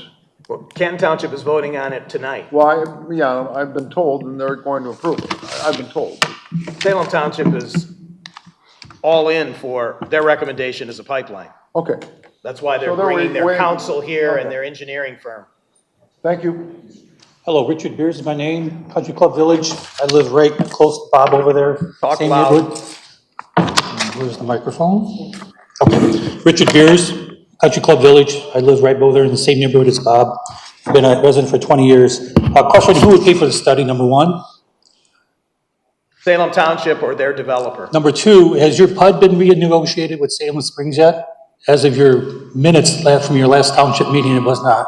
As what? I'm sorry. Your PUD agreement, there's an agreement between Salem Township and Salem Springs. It's supposed to be signed. It's been revised 9 times now, it's going to be. 9 times. So has that been Talking about a renegotiated? PUD in the urban services district. Has it been, The planned urban development ordinance that was issued, it's been extended, obviously had to be extended a number of times, primarily because the Superior Township litigation has held things up for so long. So the question for that is, for the board here, is I would not sign anything, vote on anything until you actually see what is in that agreement. You say 500 plus homes, maybe it's 1,000 in the next one, we don't know. We need to know the devil's in the details on that. Number two, the idea that we're not gonna have flooding down Fellows Creek because we would have a sewer is a misnomer. There's still stormwater discharge. I would like to see the permit stuff. I have not found it. I kept the site for Eagle itself for all the permitting stuff. But if someone has that information, the actual permit, so we can look at the devils and the details. You're talking about the permit for surface water runoff? Yes, surface in water. Washtenaw County? Yes, specifically for that area. That's a high water table area. You can ask the civil engineer, they had to pump water out to install those pipes there for the water and the sewer. So the question is, that's the headwaters. I've seen Fellows Creek flood without any kind of 265,000 gallons of sewage potentially going there. So anyway, I think you need to look at that also. The other one, the threat that's coming from Eagle, that's atrocious at how they're behaving as public services. We need to go through and look at it, as he mentioned, with a fine-tooth comb. This is a big, you're talking, oh, we're just gonna run through Joy Road and Ridge Road. Have you looked at those homes in that area and how pretty it is in that area? And they're gonna run it straight down Canton Township, down to Canton? Come on, guys. It was such a great idea, it would have happened through Superior Township. We should not go for this. And the development of 500 plus homes on that side, that's why we moved to Plymouth Township. It's quiet on that side of town. There's no reason for that. So don't buy into this, the development's always going to occur. As he said, we shouldn't encourage it. And they say, you know what, we thrown a lot of money out there as taxpayers without any votes from anybody. Hell, they got water out there on they got it through, somehow they got it through when Snyder was a governor. So anyway, that's what I would, that's my stuff. The other one I would ask about specifically on the sewage treatment plant, why can't you move it further into Salem Township? Why do you have to put it on the edge? Now, I can tell you what, I know from looking at my research and what I submitted for the public record, all sewage treatment plants have vast areas of open land to the east of them. We would be the guinea pigs if that happens. And then also, why would you have a sewage treatment so close to your residents? Does the developer really care about the residents? They're willing to put that there? Come on, it's not gonna happen. So don't vote for it, guys. Thank you. I could take it up enough of your time. Chief Conley, you can go if you want. Or, Can I go? go ahead. Okay. Okay. Hi, my name is Emily Sheeman. I've been a resident of Plymouth Township since 2022, so relatively new to the area. I live on the western edge of Plymouth Township on the east side of Napier Road and also in Country Club Village, as I believe the previous speaker was from as well. When I bought this house, I was aware of the development. My father-in-law actually went down to Salem Township's hall and got the development plan. So I'm actually okay. Maybe I'm in the minority. I'm actually okay with the development being there. I bought the house knowing that there could be a large development going in on that land. However, I never in a million years imagined that a wastewater treatment plant could be sited in that field across from my house. I attended the Public Eagle meeting last year, which many people have talked about tonight, where I heard major opposition to this plant. And I also submitted a formal public comment to Eagle detailing the reasons for my opposition, such as increased flooding in Fellows Creek, which happens under normal conditions, and property values decreasing for Plymouth Township homeowners. And I definitely would not have bought my house if I knew that this wastewater treatment plant was forthcoming. So while there may be some people who are completely vehemently opposed to the development, I feel like it is going to happen one way or another. I think we heard a lot of that tonight. The numerous and legitimate environmental concerns were unable to convince even the water regulator to stop this project. So I really urge the Plymouth Township Board to work with Salem Township and neighboring communities to explore alternatives to the sewage plant, such as underground connections. These may have trade-offs, but overall would maintain our township's water health, air quality, and property values. So please, I'm asking you to vote to explore the feasibility study to prevent this sewage plant from happening. Thank you. Are you collecting their names? Are they writing it down? Did you write your name down? Everybody just please write your name down. It'll make it easier for the recording secretary. She came before me. I am not her and she's not me. I'll put my name right here.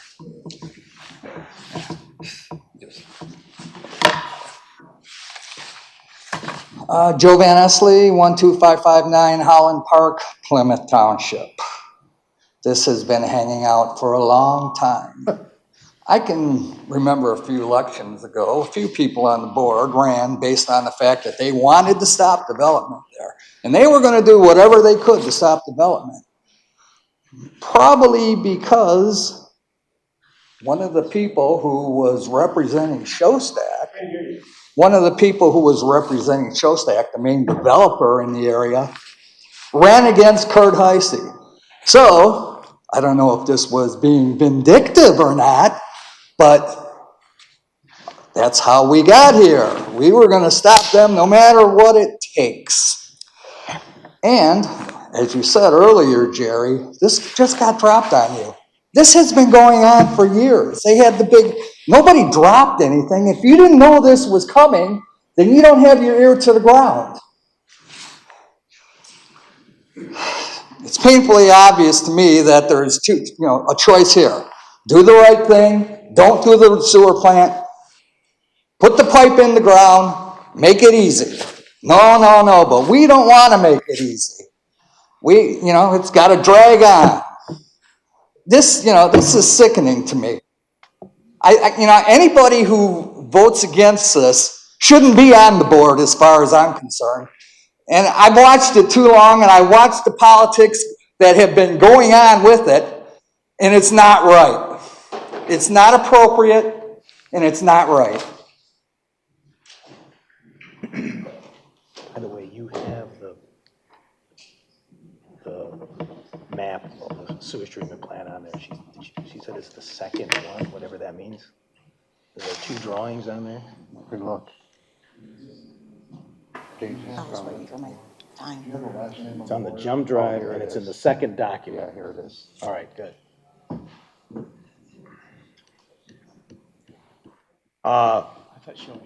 You already went once. You got to come. If anybody else has to go, you can go now, and you'll get to come back. Oh. Does anybody else want to go? Any other speakers? Okay. Okay, well, here's one right here. I agree 100% with Mr. Isley. This has been going on for years. Jerry and Heisey have been fighting this. It's a total revenge against Salem Township because he doesn't like his opponent. And I'll tell you another thing. I had a warehouse right next to the sewage plant, the Yucca plant in Ypsilanti. My employees stunk. I don't think you want a sewage plant out there. It may be better than it was, but I don't really think you want one there.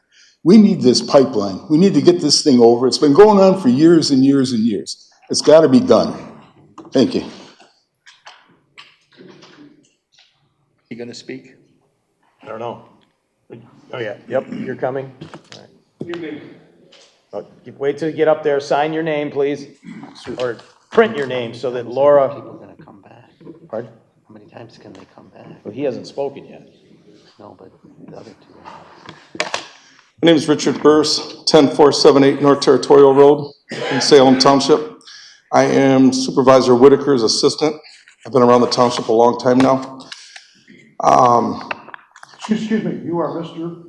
Supervisor Gary Whitaker's assistant. I assist him in a lot of things in the township, yes, sir. That's my employment there. So my statement to the board today is to vote yes to explore this line. If you vote no, and Eagle goes forward, and they put that wastewater plant there, you can't come back here and revisit what's going to happen. It's going to be done. Much better with the pipe in the ground than a wastewater plant on Napier Road. And if anybody ever believes that they won't put that wastewater plant next to that development, because as this gentleman here said, do you really think the developer cares about you? They probably don't. They want to get their project started and they want to sell it off and get their money. And that's what they're going to do. So what do you do as a public servant to have that happen? Well, if I was on this board, I would move forward with a yes vote tonight. And I'd say, let's explore and see if it can actually make it to Ypsilanti Township to Yucca. It may not even come up. Something may happen where you can't do it. Okay, hold on. Can't have discussions. I'm sorry, but here's the thing. For the little bit, and I agree with another fellow that made a comment. This is a Kurt Heising and a Ken Swartz grind. This is what this is. And it goes back to Bob Shostak, the developer, being the head of the GOP years ago. But that's another day's story, right? But why not just explore it? You guys can always stop. Your legal counsel's already told you. Just explore it. At least there, you're not going to go down in history as the people that said no, and then the state went forward because they've already given $35 million to this development. Nothing's going to stop this development. Not this board, not any board. They'll just put a wastewater plant in, and they will do it. You guys have a good evening. Thank you for your time.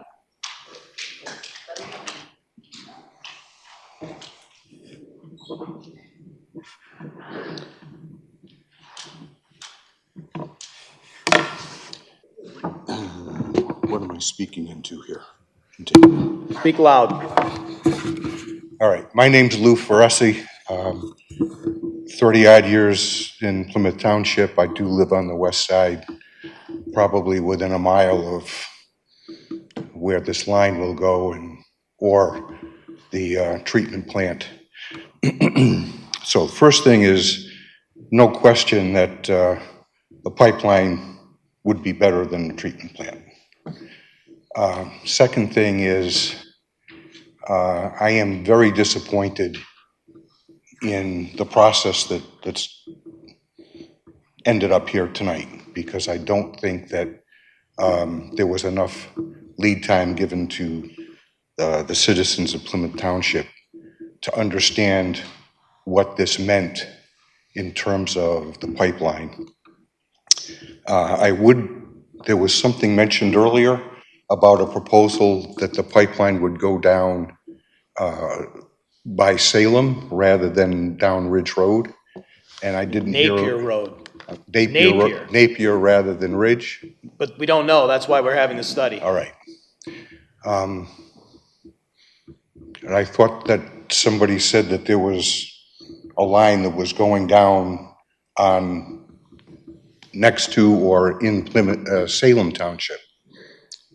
Not Superior, but there was anyway. There's some confusion there. You want to straighten it out? I can straighten it out if you can explain your question. Well, the question is, why did Salem Township reject a more westerly They didn't proposal? reject it. Superior Township did, and the circuit court did it. He's talking about the sewage plant. You're talking about, no, you're talking about the pipeline through Superior. No. No? I thought I heard somebody say that there was one proposal to come down Napier Road and another proposal to go down farther west within Salem Township. If I misunderstood that, I'm sorry. Yeah, that's confused. Come on up here and let's get it straightened out. I don't understand the question. Come up, stand up there, please. No misinformation, no confusion. So Napier Road is not off the table as an option. The problem with Napier Road is it dead ends in Cherry Hill. So then you've got to jog over to Denton Road anyway. So that's the issue with Napier Road. So that's. So I don't know if that was the answer. That was your question? Does that answer your question? Well, it's an answer. It's not a very logical one. If you've got to turn left someplace. Anyway, it's just rather suspect. I think that a lot of this just doesn't pass the smell test, if you will. Anyway, doing the study, have no issue with doing the study. Probably a smart thing to do. But the real answer is, do we support all of this density of development right on our borders? And that's the root cause of all of this, is that density, and what's it going to mean for traffic, what's it going to mean for the fire department, the police department, that we know Salem Township doesn't have the resources to handle. And it sounds like that Plymouth Township is going to have to pay the price for Salem Township's development. When you say pay the price, what do you mean? Well, you mean traffic? I mean traffic, We're not going to be providing fire and police. Well, unless they paid for it. Well, we don't know that. at this point. Sorry. I know it, we don't do it just for don't know free. that. I can And- assure you, it won't be free. Okay. So here's my suggestion. Go ahead with your study, with the study, not trying to be personal about it. Go ahead with the study. Find out what that all means. The real answer, I think, was provided by the lawyer. I'm sorry, I don't know your name. Didn't catch your name. But if it comes down to it, I really don't appreciate the threat that's being made to Plymouth Township. And what I would suggest is, when push comes to shove, that we push back and take it to court, delay it a year and a half, and the money goes away. That's what I would say. I'm back.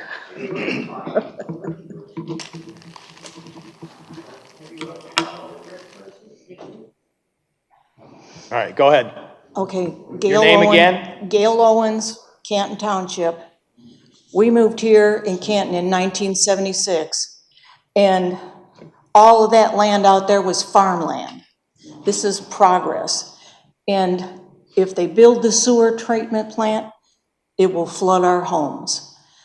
The one fella that talked about he lives out there and he's afraid for his property. What about our property? This is going to be underground. There is not going to be any flooding in your backyard up into your house. I'm talking to you, sir, with the blue shirt on. Treasurer you know, Dorshevitz is his name. I mean, you're afraid that, it's going to be underground. They build a sewer plant, it's going to be running in my backyard. Underground is more respectful, it doesn't smell, you're not going to have the damage. So what, it's underground? That's not going to affect your property values to have that underground. What is going to affect my property values is when my yard is flooded and my house gets flooded. Think about it. You're not the only person that it's not going to affect. You're saying that, oh, we live out there and we don't want it out there. Well, if it was up to us, you wouldn't be living out there. The people that built and built and built, we were the first sub, and take into consideration the other people that are gonna have these problems. It's gonna be underground and it's not gonna smell. It's not gonna affect your property values at all the way it will affect mine.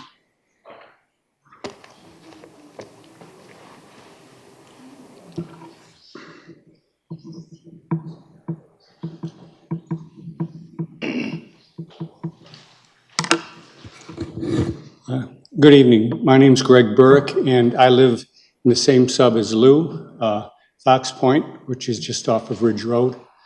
And first off, I just want to say I'm not in favor of the development that's going to be going on.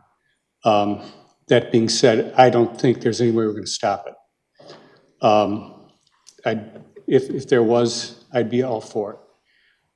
What I'm concerned about is we had a similar situation back a few years ago when they wanted to develop some homes across from our subdivision just west of Ridge Road.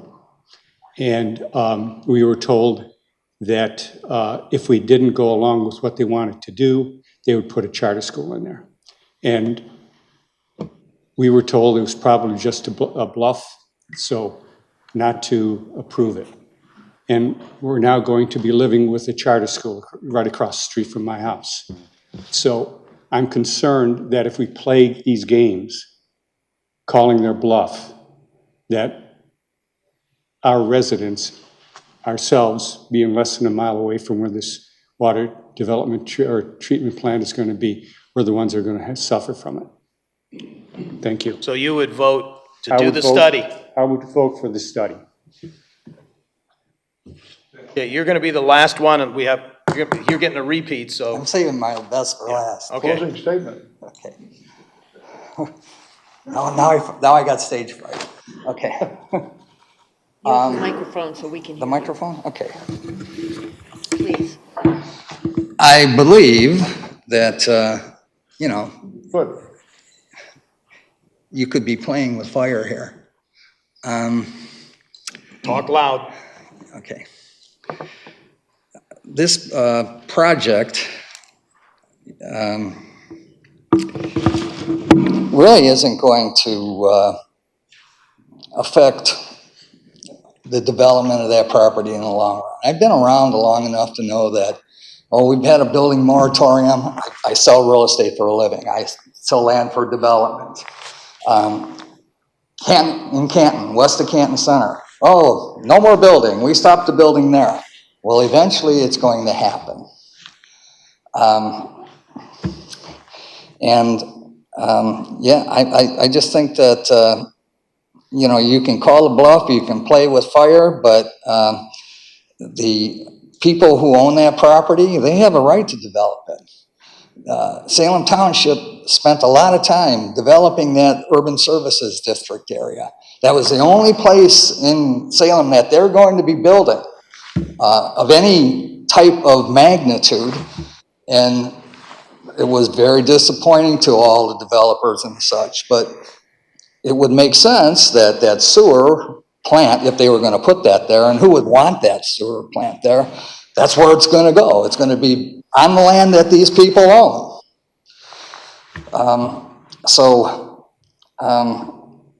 I would tell the people on the board that, it's been a long time coming, and please make the right decision. So with your 40 years in real estate, you're saying vote yes because it discourages litigation. Yes, okay. Do we need another Myers? Do we need another racetrack? I mean, haven't we had enough of that? Great question, John. Especially from a lawyer, right? Yeah. But, Not good for business. Save the township some time and energy. Do the right thing. All right, time out. So you're the absolute last one. Thank you for everything. All right, thank you. It's Richard Beers again, Country Club Village. A couple things I want to reiterate to the board. To make an informed decision, I believe you need to have the information from Salem Township with the PUD, exactly what they're signing up for between Salem Township and Salem Springs. Also, I would like to see if maybe you can put a link on the Plymouth Township site to the permit, actually what the interim permit or what DEQ, or excuse me, Eagle wants to say with respect to the permit for the wastewater treatment plant. Like, what's the pH of the water going to be? I know it was supposed to be 9 in the original permit. We know that 9 is very basic. They'll probably. You're saying when it's issued, put it up there. Yeah, shoot it out there, yeah. Or even the interim, what they want to do. I don't know if they do that ahead of time or not, but with this threat here, you think they would have it out there so people could review it. They give you guys have an opportunity to review it also. The other issue is the maybe think out of the box. I mentioned this on the public hearing. Washtenaw County has got a bond, big, huge bond, where they've been buying out family farms and farmland throughout Washtenaw County.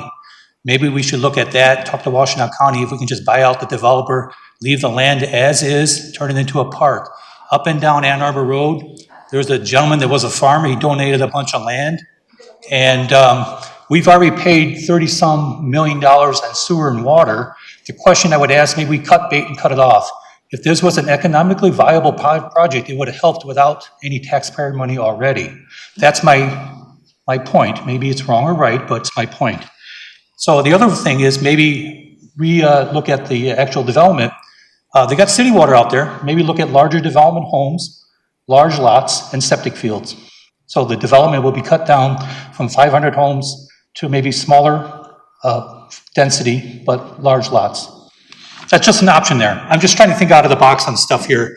But the bottom line is, I think they know where they want to go with the septic lines, but I think we really, as a community, need to look at the impact, especially along Joy Row and Ridge. It's very beautiful there. If that's actually the route they want to run, or even along Napier, you're still going to have to get support from Superior on that. No. Okay, maybe I'm wrong on that, but. That's why they're doing it. Okay, well then think about that also. All that work that they want to do here, and they still got to go through Canton and Van Buren. Guys, it doesn't pass the smell test. I hate to say it. Thank you for your time. So, would you like a motion before we break? Well, no, What do you want to say, Bob? What did he just ask you? He asked if he wanted a Which motion guy? before we break, but we're gonna take a vote on this. No, I wanted to Yeah, make a that's what I comment. Continue the discussion. Okay, well, do you want to take a break, you said? Do you want to take a break? Well, I asked, do you want a motion before we break? No.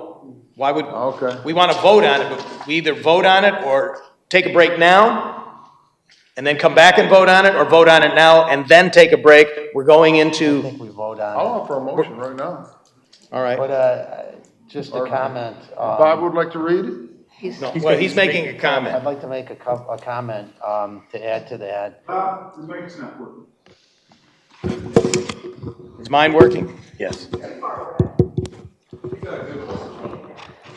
How's that? Is that better? Much better.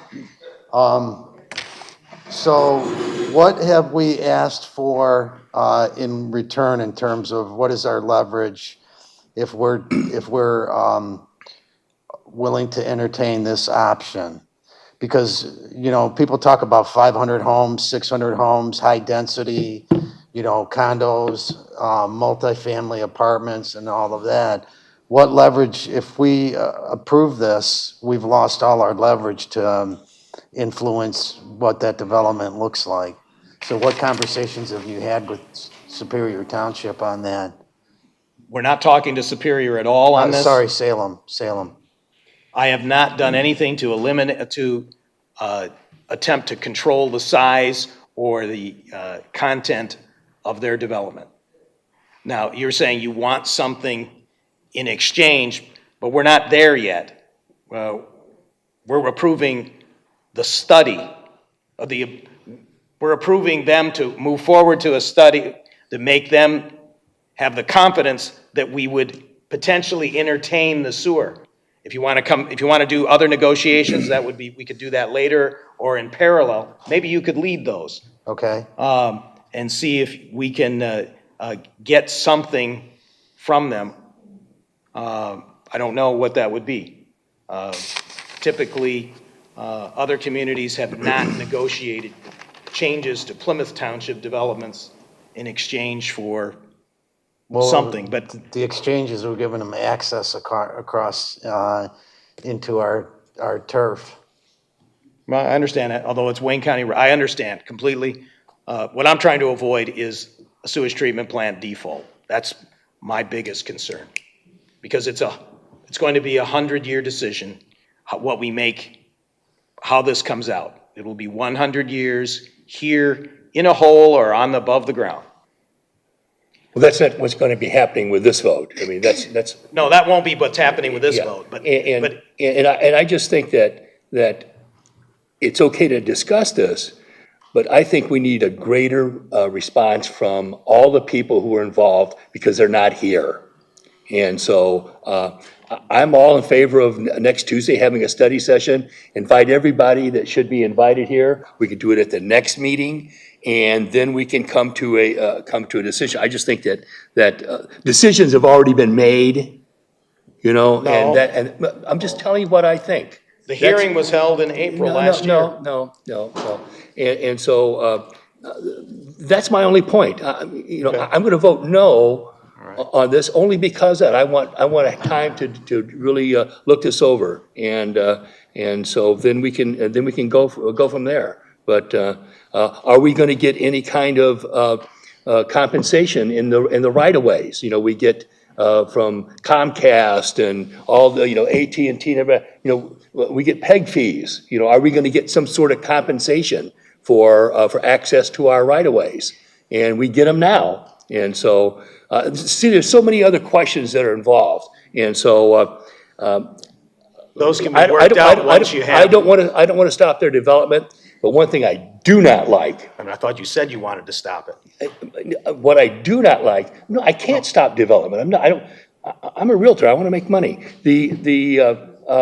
What I don't like is them saying, "Oh, we're going to put it there." They put the gun to our head, and that's not good. Neighbors don't do that, and the state shouldn't be involved in helping them putting a gun to our head, and I resent that. Call the question. Well, the representatives from elected representatives were there, as I recall, but anyway. Oh, okay, I urge you to vote yes on this. The attorney recommends that you want us to take out the word pursuant to MCL. Is that what you're asking? Yes, pursuant to MCL 247.183, and the reason for that is because the last provision in subsection 1 states that before any of this work is consent shall first obtain the consent of the governing body of the township through or along which these lines and poles are to be constructed and maintained. I don't want any confusion in the resolution that by referencing this statute, the township is granting consent to install the sewer pipe, because that is not my understanding of what the resolution is attempting to do. My understanding is that this is for feasibility study only. So, All right, so we're going to take out the word pursuant to MCL 247.183. Yes. a parliamentary question for the attorney.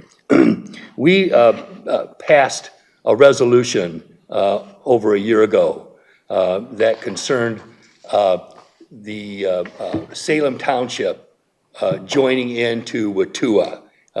And the rule was that supermajority. Exactly, but you had to have all three communities involved in that, and then the other communities, and we had at one time where just the supervisor could okay it.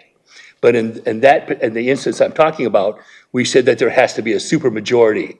I think this is a back door into that. It's going into Yucca, where Watua goes into, and I would like an opinion that, and I would think, because it's associated with that there has to be a supermajority also for this to pass. No, I disagree. That was Watua pipeline. I asked a question to the attorney. Oh, all right. My recollection, without looking at it, was that the ordinance was, with respect to Watua's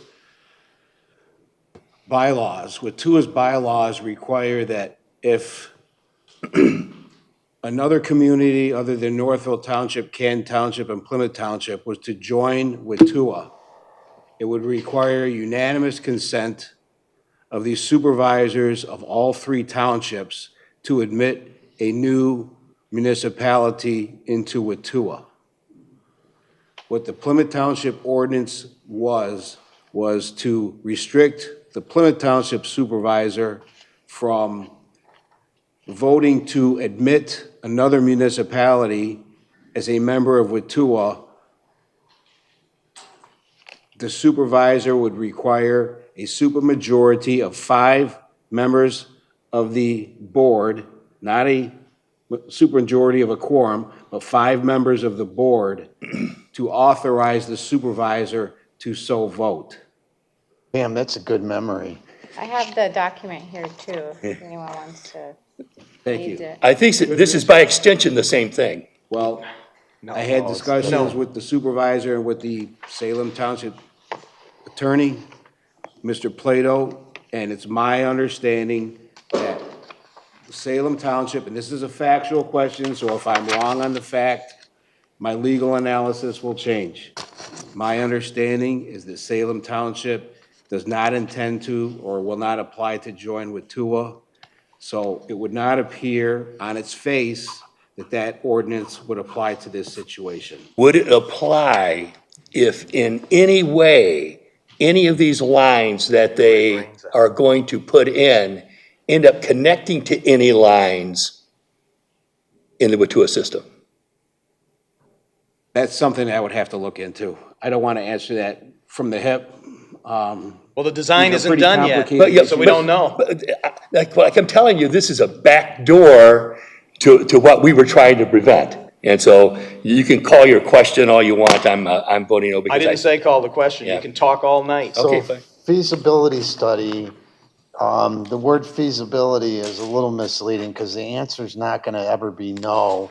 It's going to be what route should we take, right? Just to clarify. Well, it's to study feasible alternative routes. Right, but You're not going to take a route that when you doesn't suggest, work. I'm just clarifying that there would not be a no that would come out of this study. It would be a yes, but which yes would be the, It's going to be a map, is what's going to come out of the study. Right, exactly. I'm just clarifying that. Under the statute that's referenced in the resolution, in my opinion, it should not be there. Under that statute, for these pipes to be laid within Plymouth Township's public rights of way, it would require approval of the Plymouth Township Board of Trustees before construction and maintenance can begin on the pipes, the sewer pipes. Okay, so we'll just take out that pursuant to, Yes. and it's not related to Watua, it's not touching Watua, at least in the Watua district, that's for sure. Well, we don't know that. It's not connecting to Watua pipes. We don't know that yet. Mr. That's what, Supervisor? all right, you're gonna make a motion? Yep, move to adopt resolution number 2025-02-25-15, granting consent to Salem Township to study feasible alternative routes to construct and maintain a sewer line within the public right-of-way through a portion of the Township of Plymouth to connect to the treatment plant of the Ypsilanti Community Utilities Authority, YCUA, in Ypsilanti, Michigan. You have a second? Second. Okay, I'll take the roll. Clerk Vorba, no. Supervisor Kermy, Yes? Trustee Buckley, Yes. Trustee Grove, Yes. Treasurer Dorchevitz, No. Trustee Stewart. Yes. Trustee Clinton. I'm gonna say yes, but that's what you say, Jerry. I'm very angry that the people had the hold to the gun. You could have put up anything you wanted to, for Salem, and you put it right here in Plymouth Township. So I voted yes, but I'm not happy. Motion You're referring carries. to the location of Yes, the location. the location of the sewage The threat that plant. if we don't pass it, Yeah, That's what you're referring to? yes. All right. Motion, the motion carries. What was it? What was the? It was 5-2. 5-2. All right. Thank you. We will continue this saga. Hopefully, we are going to get to the right optimum answer. It's not going to be a perfect, it's going to be an optimum. Anyone who understands engineering will get that. Right, Lou? Do we have a closed session? We need a roll call. Yes, we have a closed session. Oh, don't go away yet. If you have, we're going to be leaving for a closed session. If you have one more comment, you can do it. 3 minutes, but we're going to take a bathroom break now for 5 minutes. Wait a second. You said we need a roll call vote? Yeah, we're not going, we're just taking a bathroom break. Okay, got it. I'm sorry, you're taking got it. what? We're just taking a bathroom break.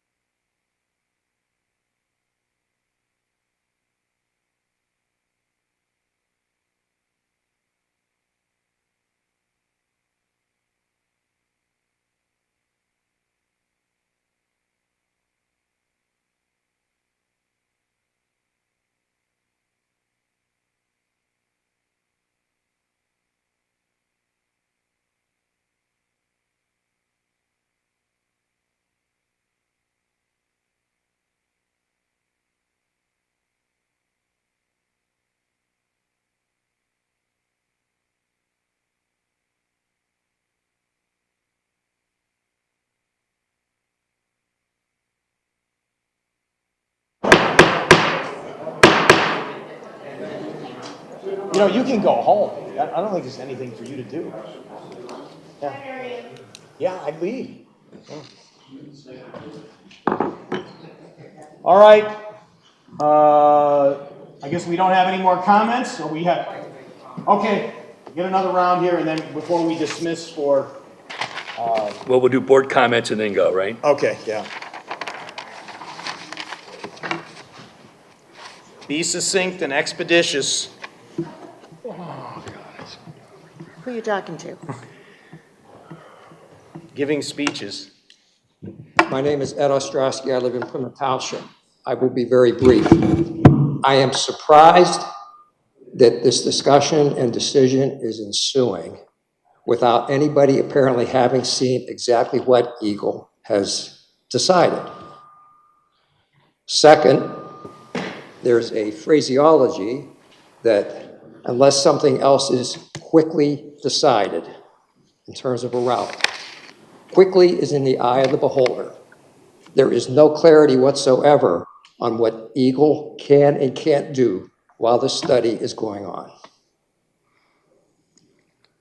I don't understand that one. When they can and can't, Eagle knows exactly what they can do. They follow the cookbook of the law. Help me out, what, Ed? So it says, unless an alternative is quickly decided, they're going to proceed with the sewage plant. Right. What does quickly mean?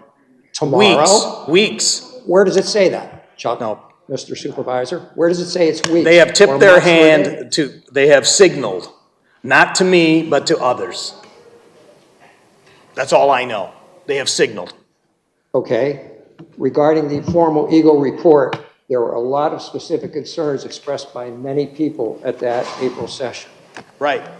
I would like to understand, I think a lot of people would understand, is the Eagle report going to respond to their concerns, or is it just going to be a report that ignores those concerns? It will probably meet the cookbook of the law. That's what I kept saying. They have compiled it, but now what probably will happen is they're going to hold the permit, the release of the permit, authorization of the permit, in my opinion, is going to be held up now because they're going to wait and see what the study comes up for a pipe. They don't want a sewage treatment plant. That's what they say in the letter. They don't want it. They want it in a pipe. So they're hoping that we can come to some type of agreement within the 3 townships to build a pipe, and Salem will have to arrange with their developer to finance it. Well, I just earnestly hope that quickly is the same definition for all parties concerned. It won't be. Okay, thank you. Hello, Bill Ikes, 12855 Hidden Creek Drive. Wanted to, again, thank the board for volunteering, right? I'm encouraged at the conversation that went on, right? Sandy, your comments earlier, I do appreciate it. It's great to have that perspective and the open communication among the board of trustees, right? Right, wrong, or indifferent, right? And it's been civil, which is good, and Laura does do a good job on the minutes, right? She does it in the planning commission, and more detail is better. The documents I presented back in early January and late January, those were open to be submitted in the minutes, right? I didn't know I had to declare that. So Jerry, thank you for helping educate me and the rest of the people in the audience. So the next time I present a document to you guys, I will ask to have it put in the minutes. So I'm learning, right? I did want to provide feedback on the devil is always in the details. Here's the devil we know, okay, which you guys voted on, which is the wastewater plant. And the devil we don't know is the unknown route of where these sewage lines could go, okay? Every spring living in Michigan for 59 of the last 61 years, I get tired of seeing the people whose basements are flooded and they have sewage and just an absolute disaster on their hands. We have to be good neighbors, right, to Canton, to Salem, to Livonia. Thank goodness Livonia was a good neighbor to us, right? When I grew up, it was a pleasure to grow up in this township, right? We are making Plymouth great again. It always was great, right? And every decision we make is important. Smelling the stink from the landfill in Northville is bad news. I hope it shuts earlier rather than later. Whether it's 2-3 years down the road, who knows, right? I have my fingers crossed on that one. Having another source of smell, right, in the township that would blow for westerly winds would be bad news too, right? The poor people on the west edge of the township that moved out there for quiet really don't have it quiet because the Western Wayne County Conservation Association is out there. which is the gun range. Thank goodness we have a Second Amendment right to bear arms, and it gives people an opportunity to practice so they're safe with those. But when the wind blows from the north, it'll impact the houses in that area where Bob lives, and this gentleman here, unfortunately, country put it. When it blows from the south, it would impact the area along Napier Road and 5 Mile, which is part of the MITC, okay? And there are open parcels that we are trying to sell here. So having an additional smell to go with the noise that's in that area will not help selling those. It will make it harder. So if we do this right and this study determines that it is not bad for whatever the route is, right, I think it would be advantageous to the township to have the underground sewage lines, right? That will help, I think, sell the open property and parcels to generate tax revenue and bring good paying jobs to the township that can probably buy the houses that some of the board members and this gentleman here are probably going to be downsized out of in the next 10 to 15 years. Thank you. Thank you, Bill. Anyone else, or we're done?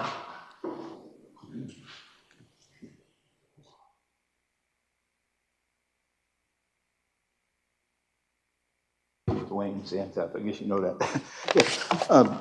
Getting back to the Salem Township, I think another thing is that dump, when that dump closes, they're not gonna have a lot of tax money coming in. So this is one of the reasons I heard that they wanna have a little bit of development. They wanna keep it rural, but they do not wanna make it a big city. So that's what I've heard. Thank you. All right, gone. All right. So now we have to have a motion for closed session. Are we gonna do board comments? Oh, board comments, yeah. Start with, go ahead. Start with me, okay. First thing, I would like to ask Chief Conley, I looked at your year-end report, comprehensive, and I noticed on there that there were write-offs, substantial write-offs. Who makes the determination as to what is being written off? And how it's all what like Medicaid pays, Medicare pays, what the going rate, what they will pay is. That's what's the write-off. So what you're saying is, for instance, if the charge is $1,000 and Medicare says we're going to pay 80, you accept the 800 and you write off the 2. Is that what that is predicated on? Are there individual circumstances also that where you might be in a position to say this is a hardship situation? Yes. Okay. Yeah, we do that. I also wanted to tell you that I received today a copy of the social media policy for the fire department that I never knew you had.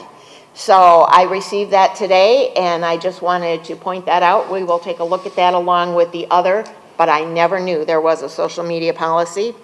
I look forward to working with Jerry and Laura on the minutes. I do want to say that to me, transparency is key. And I do want to point out that our deputy clerk does not punch a time clock. So when she works those different hours, no one can look at it and say, well, I know for a fact this happened. It's a transparency issue. It's an issue of accountability to the public. And I want to say that we do not have a human resource department per se. We have a company that comes in 1 day a week, and they handle a lot of different things. But one of the things I would like to see in the future is looking at that, because then those are not arbitrary decisions being made by an elected official or a department head, but rules that are consistent for everyone who works here to follow. And that's all I have to say. Next, anybody, go ahead. Me. Possibly, Sandy has forgotten a few things. When she worked as the deputy clerk, I allowed her to come in late. Her husband was ill. She would get the person who was taking care of Larry, and he was very ill, and we would allow her to come in. And as a matter of fact, Sandy never punched a clock. Correct. And however, the deputy clerk now does punch a clock each and every day. And she makes up for the time that she comes in late because she's taking care of her mother. And I have allowed that throughout my term as a clerk. The person who is in that position serves at my pleasure. And I allowed Sandy to come in late, and she would stay later. And and I'm doing the same thing. So it's happened historically, and possibly Sandy just probably forgot that. Possibly, Sandy did not forget that. Sandy did occasionally come in late. Sandy spent many days without lunch hours. Sandy was here at 9 o'clock at night. Sandy never got a raise, and I promise you, Sandy was a whole lot more accountable Sandy did get a raise. than what he's talking about. So Sandy did get a raise. I did not get a raise. You guys, You're take lying. it offline. I don't I'm like not gonna allow lies. her to make public comments like that, that's not true. You're lying. All right, I am not lying. I never got a raise. Time out. All right, who's next? Anybody else? I just have, John, do you have anything? No. All right, I have one update on Northfield Downs lawsuit. It's been moved out an additional 3 months. The discovery date is now into June. It was March. And if there is a trial, it will be in April of 2026. Why is that? That's typical. It was requested by, partly our insurance company. I think, I don't know the details, but I think they moved it out because they needed time to gather information, schedules, whatever. What is the cutoff for discovery? Interrogatories and depositions? I think it was June, I'll have to look, but June? this year. Yeah, but June, I don't know the date. okay. I didn't memorize Will you kindly it. please provide that? Yeah, I'll get it, Okay. And then a trial date in April of 2026? yes.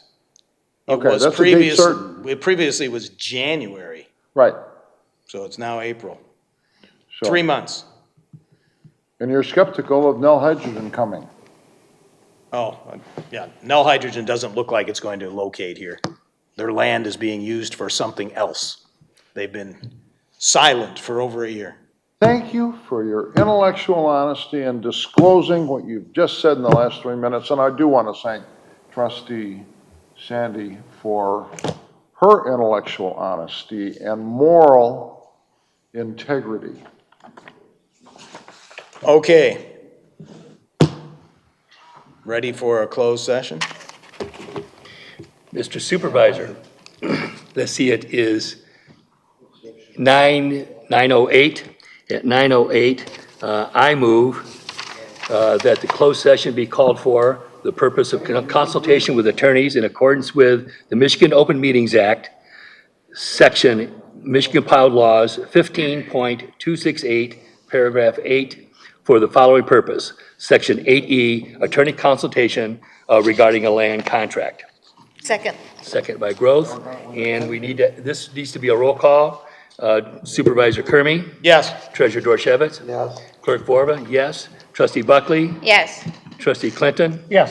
Trustee Groth? Yes. Trustee Stewart? Motion carries, we're in closed session.